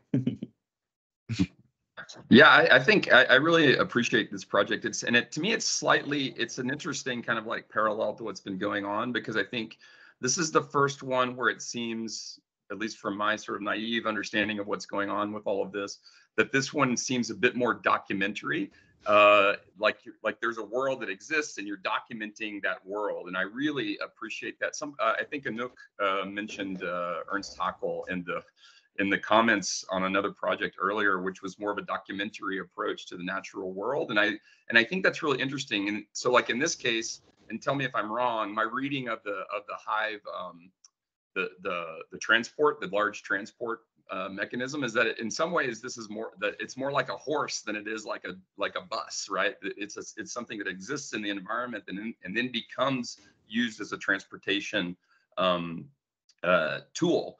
And so I really appreciate that, and I think there's maybe some nuance that you could even tease out more, but I think the sort of link to sort of scientific observational kind of work is really great, and then this idea about how do you interact with the natural environment. To me, this is maybe the most ecological in the broadest sense of the term project that we've seen. Congrats. Thank you very much. Thank you. Thank you. Yeah, I agree with the previous comments. This is a really amazing project, just the effort and the beautiful outcomes. I want to take it a little bit in a different direction, though.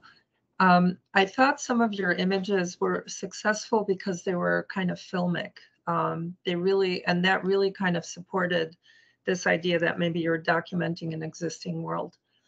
But I thought when you opened up with your narrative, there was kind of a dissonance between what you were saying and what we're actually looking at. So you were talking about things like being shaped by natural selection or evolutionary path, and especially that last one, evolutionary path, I thought what we were looking at was more like a Cambrian explosion, like this huge kind of explosion of like variety suddenly, very, very quickly, rather than like a slow evolutionary path. So I guess the comment is, if you want to demonstrate an evolutionary path or something that emerged through natural selection, we would have to see maybe different states of these objects, of how they actually evolved. So that's just a comment about like sort of making sure that your narrative is actually like we're clicking with what we're seeing. But other than that, I mean, I thought the comments about like some of the blur in the images was really valid in terms of understanding the design. But on the other hand, for me, some of those images were also necessary because they had this film quality. And I thought more than other projects that we looked at so far today, these really kind of captured this film quality, just because of the way things were blurred and focused on, etc. Anyway, congratulations. I can't say enough about how admirable your efforts are. Thank you so much. Appreciate it. Thank you. Yeah, it looks it looks real. And I agree with all the comments on the back. Maybe a tip. It looks to me like I'm looking under the skin, you know, when I'm looking the veins. When we are moving into other areas on the outside, you can have difference in terms of contrast and play a little bit more with the color. But it looks really nice. What I'm probably missing here is sensors, such as what will be a reaction to sound or smell, or the nervous system of that thing is what probably could really enhance it somehow on the story of how these vehicles move into this world. Could potentially bring you something. And there are many references you can find in the natural world on the animals we already have.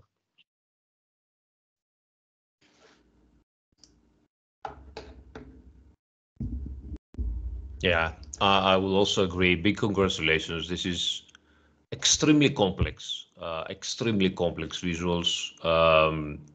And if you were going into that route of, you know, evolution and everything, and I can see probably why everything is evolving into crabs, as they say, why not take the opportunity to explain it better, as Daniela said before, and maybe, I mean, it's more like a compliment than a criticism here. It's so complex, the visuals are so complex that I would really need to have a look at them one at a time alone to understand and manage to get a full understanding of what you guys have created. You are definitely very, very capable of doing all that complexity, and probably you run with it 200%. You know what I mean? Congratulations, really impressive work. Thank you so much. Appreciate it. Thank you. Congratulations, guys, also from me. Like the previous comment was basically, he said, though, really astonishing work. Thank you so much for sharing, and can't wait to see the next chapter, also the final presentation. I'm sure it will be amazing also. Thank you. Thank you, Svetlana. Appreciate it. Thank you. I want to add something about, you know, the public transport and the private transport thing. Like in this project, I see that the public transport is actually for moving and moving fast, and then the private one is for some function, not for moving fast. Like in our world, in normal right now world conditions, you have a private thing, like a private jets, like go too fast to somewhere, and then public is somehow slow, and then you don't use it for going fast. But here I think it makes sense that having this public transport for making a better transport option, and then the private one for more functioning, like a small vehicle to make some functions that a normal organism cannot do it with their organs or extensions. So they just add that maybe exoskeleton, like this. I think this vehicle seems like a better and bigger exoskeleton. So I like that in this project. Congrats. Thank you. Appreciate it. Thank you. Thanks you, everyone. Sorry. Hey guys, just want to also appreciate your efforts on perfecting each material. On each vehicle, in my opinion, there are so many details, but to be honest, they are like really well balanced. For the public one, I remember, Cassie, we've discussed like it being looking very plastic. Even now, it's kind of getting like it's definitely gives me more like a skin, you know, something that is alive, that sort of a feeling. But on the section, like I would prefer, I wish you would have kind of darkened the interior a bit so that we can see that contrast. Apart from that, I really enjoyed all the diagrams, and especially for the other vehicle, I really love the animation. And overall, the network is really nice, the diagrams and all that. I do feel that since everything it's like super in terms of the color wise, it's super like close to each other, it's really hard to highlight the system in the overall images, but I think you've done a pretty good job, so it's a challenge actually. So but I think maybe on this shot, like I would prefer the private network to be highlighted a bit more, since because it's our, you know, it's the Kinesis chapter. But overall, I think it's a beautiful work. Thank you so much for your efforts. You've had the full control in your design, so thank you guys. Very nice work. Thank you so Zeynep. much, Appreciate Zeynep. it. Thank you, Thanks for all your patience. Yeah. Yes. Thanks for bearing with us. Maybe just a quick comment from my side, just super short. First of all, team, congratulations for the work. I really appreciate how you went super obsessed with the procedural workflow. I really appreciate that. But my only comment is related to the public vehicle. I really love the textures, and I really agree with Zeynep's comment. But the only thing that I think may be missing is this idea to see. I would like to see how adaptive the public vehicle may be related to the network system, because when I see the public network, it gives me the sensation that you have a very intricate network in where the vehicle has the potential to twist, to deform itself. So what I am not sure if the interior design of your public vehicle has the ability to readapt itself depending on how twisted or deformed the vehicle is when it's moving through the network. But because the only thing that I've seen is the public vehicle in just one stage, which is the linear one. It's okay, but maybe this additional information would be necessary to understand how the interior is working at the end. Apart from that comment, I think this is a super beautiful project. Thank you, and congratulations for the work, guys. Thank you so much, Pedro. Thank you, Pedro. Thanks for all the support as well. Thanks for your help as well. Super happy to help. Thank you. Thank you all for the comments. Thanks, team, for the efforts. Thank you for being always at 200% all the way out. Keep it going to finish the master, and yeah, looking forward to the next chapter. Thanks, Tom. Thank you. Thanks, Tom. Thanks for all the motivation as well. Yeah. Thank you, guys. And we have next team. It's the last team from the presentation. We have B7, Gino, and Uncle. Hello, everybody. Thanks for coming today. My name is Kirk. I'm an artist out of Colorado.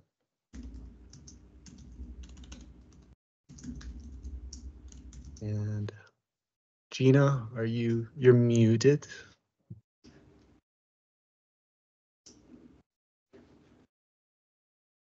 We can't hear you if you're talking.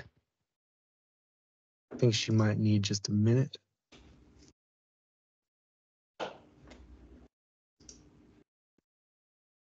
We're excited to share our world with everybody. Gina, can you unmute your mic, please? Yes, I apologize. Could the last team please turn off their presentation? No, sometimes it takes a minute. Yeah, that happens. Sorry, it's done. Thank you. Cool. All right, I'll share Right. again. Yep. All right, we'll go back over to our screen. Thank you for your patience. Okay. Okay, hold on one moment. I'm sorry, we were all set beforehand.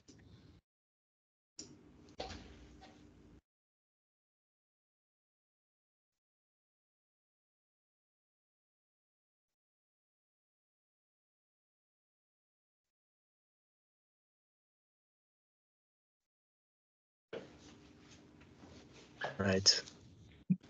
In a realm where space-time weaves intricate patterns, where particles dance in uncertainty, and waves of probability ripple through the cosmos, we welcome you to Luminalis, home of the Verde. With extended arms and delicate butterfly-like wings, the Verde roam peacefully through low-gravity lands, tucked within the great ancestry tree. The ancient Verde filled their days foraging for delights from the desert lowlands of the surrounding asteroids, enrapturing in a world bent on cultivating music. Beneath the verdant skyline, tranquility once reigned, until the discovery of quantum music led to conflict. Different tunes from quantum harps segmented individuals, sparking a war fueled by music's power. With the construction of buildings and a burgeoning metropolis within the great ancestry tree's canyon, the Verde adapted to a new reality. Amidst the resonance of quantum sounds, they prepare for a journey into the depths of space in search of novel frequencies, bringing the promise of hope and discovery back to their towers. One large highway leads into town. Glowing spheres illuminate the way and serve as buoys for entering travelers, elucidating safe navigation through the loose debris in space as they enter into the city center to the public docks. Exiting the main highway, 3 large roundabouts circle and loop to each public docking station situated near the public spaces. Docking at the public metropolitan station enables the private vehicles to quickly fly from the metropolis into the private underground roads that network beneath the residential units. These networks travel deep into the tree, following shallow paths, tunneling underground throughout the residential neighborhoods. Here, within cavern openings of the wasp nest-like structures where the underground tunnels intersect, reside the private docking stations, protected within the fabric of the neighborhoods. Vehicles enter into caverns within the nested residential structures through channels networked within an underground. Within, private vehicles dock within fenestrated pods formed by dripping sap of the great tree. Each pod serves as a section to multiple vehicles. Multiple pods drip from the cavern ceiling, conjoining into one multi-pod unit. Each of the individual pod openings serve as entrances and exits to parking spaces within. Derived from copper instruments mined from the nearby asteroid belt, copper pipes help to suspend the pods from the cavern ceiling. Above ground, in locations within the metropolitan areas near communal spaces within the metropolis of Luminalis, erected public docking stations servicing both public and private vehicles. Necessary components detailed the space for vessels that both traveled in terrestrial domains and into outer space asteroid belts. Public and private landing pads provide additional gripping power for the public vehicle spikes to cling to.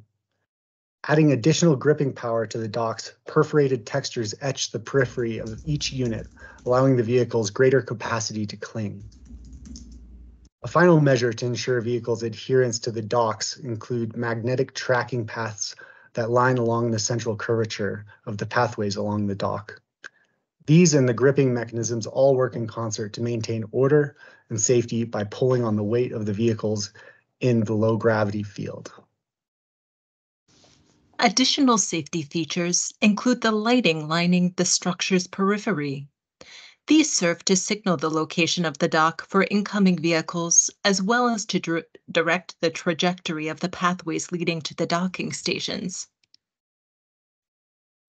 The Verde developed two types of vehicles to help them navigate their world, the public and the private.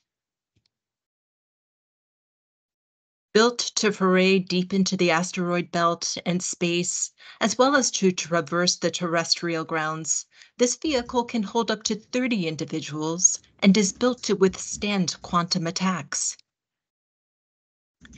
Along the ship's arms extend glowing metal spikes, equipped for terrestrial climbing along the city walls and to grip the private vehicles of its passengers during pilgrimages into quantum space fields.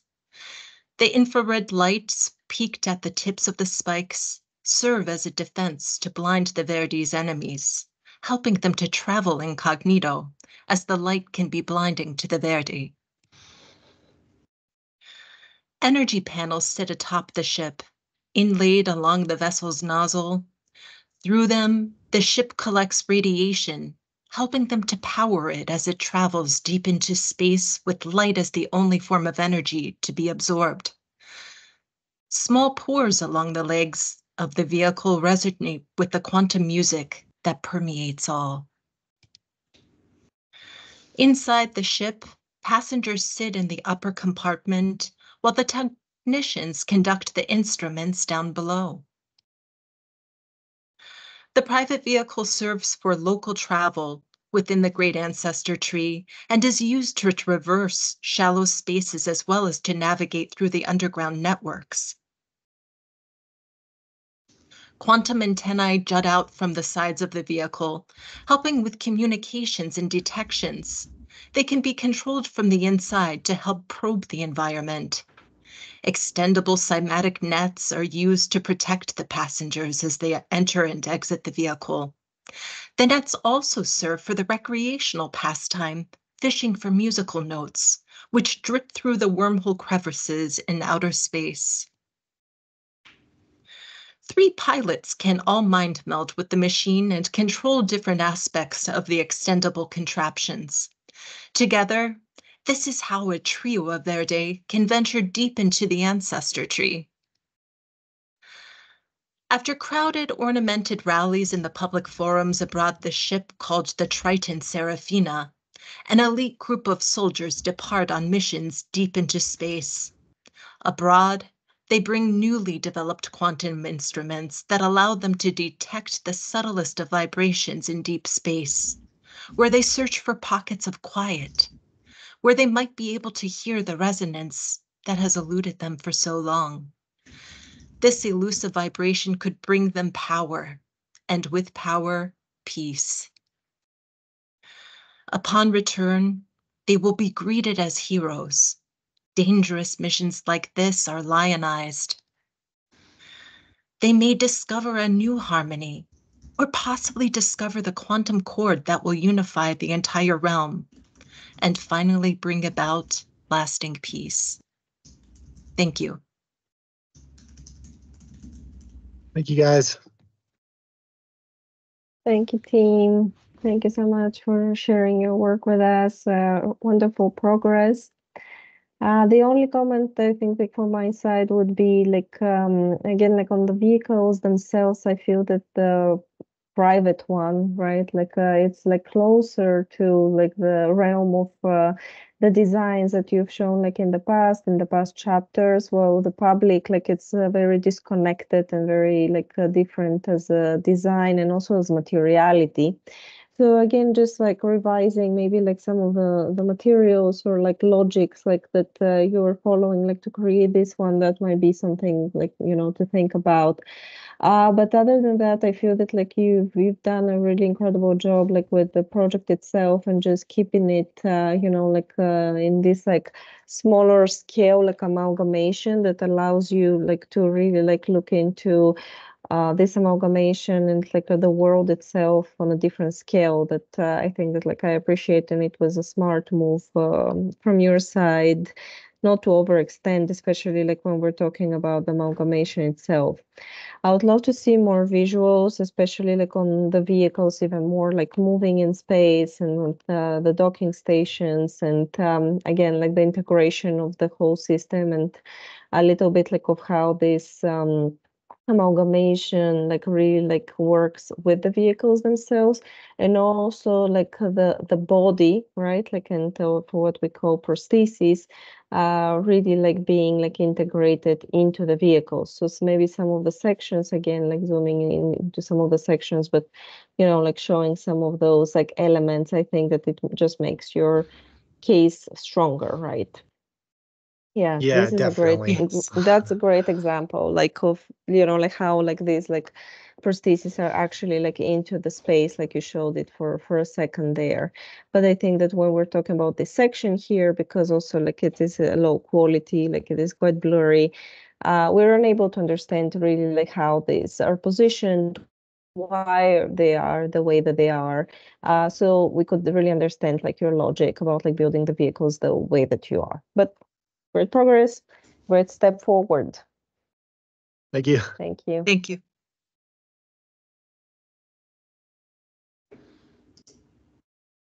I felt like when I was, especially in the beginning of the project, I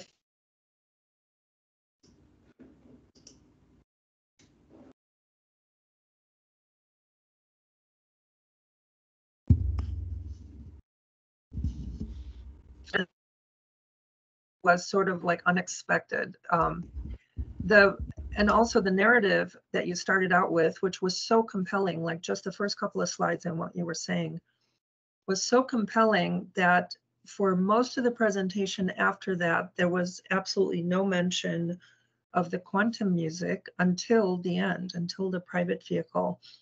And so this happens, I think, sometimes in projects, even in an office when you're working on a client project, where you get to a point in the project that really resonates with your idea, and then you look back and you go, uh-oh, now we have to go revamp all these other things, because really the thing that represents our project came later. It doesn't always come early in the project. And I feel like, and I don't know the sequence in which you worked on these, however, that last bit that was presented about the vehicle that really had something to do with your theme was, in my mind, the key to this chapter of the project.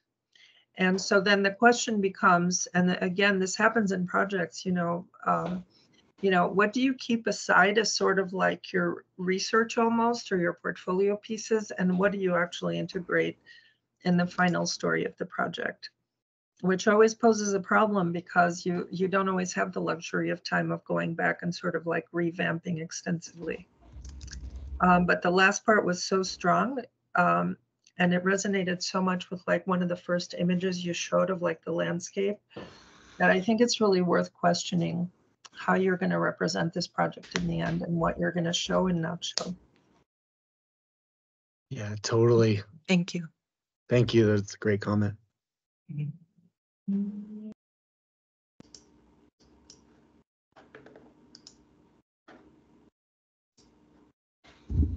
Yeah, I think there was a little bit too much going on about the parking.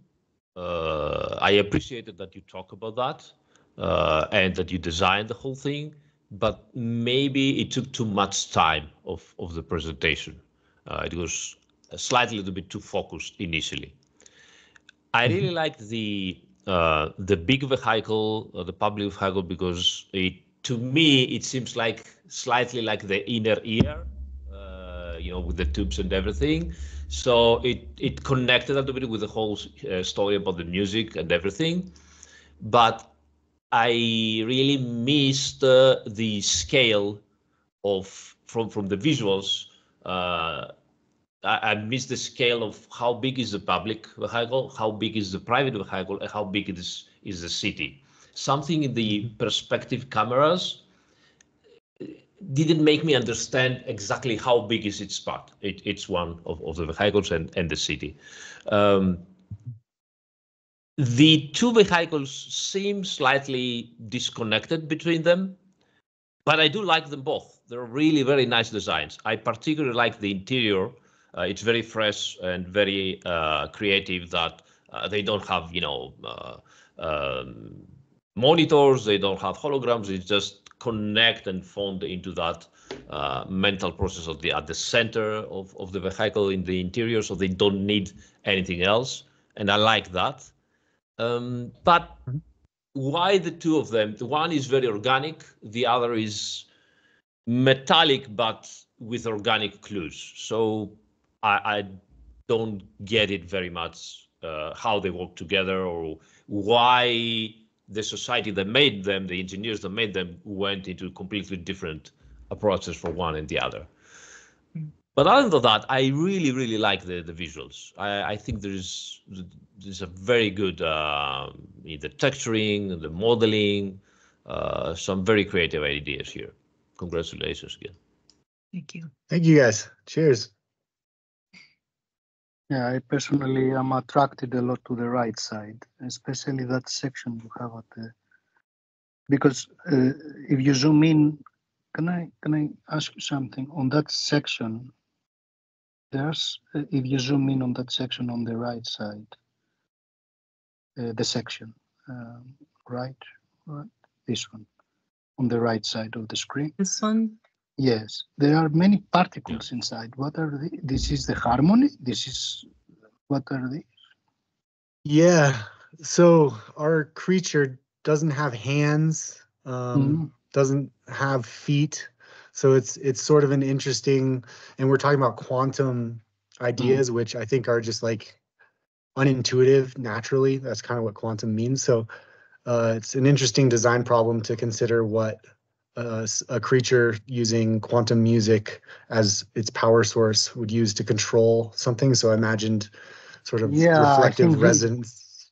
This is if I touched it well, this is what excited me a lot. And the tentacles for me, I translate that is almost sensory, so they can understand their space. But inside there, you can. I don't know if it derails your project brief, so don't take me. Okay, but these particles for me, there is a huge potential there, and they are not really visible. Yeah, just a comment, but overall, I found it very, very interesting. Well done. Thank you very much.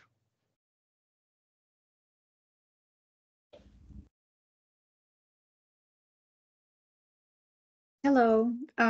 Just want to make a comment as well. So I just want to congratulate you for finishing off all of the requirements. Both of your vehicles had a lot of details, and I know that Houdini was really hard for you. But despite all of those difficulties, I think I really appreciate that you managed to fulfill all of the requirements. I mean, we thank you so much for showing us all those details. I agree with all the comments, but the only thing for me, for Gina's vehicle is that section of the interior is a bit like, I think it can be developed more. I think like we don't see the scale that much. We don't see a lot of details in it, I would say. But I agree with the comments on the other vehicle section. I think it's really powerful. But overall, thank you so much for your efforts. Thanks for pushing. I hope you learned a lot in this chapter. So, yes. Yeah, huge shout out to Zeynep, Pedro, Tung. They were so good to us. So cheers. Yes, thank you for all of your help.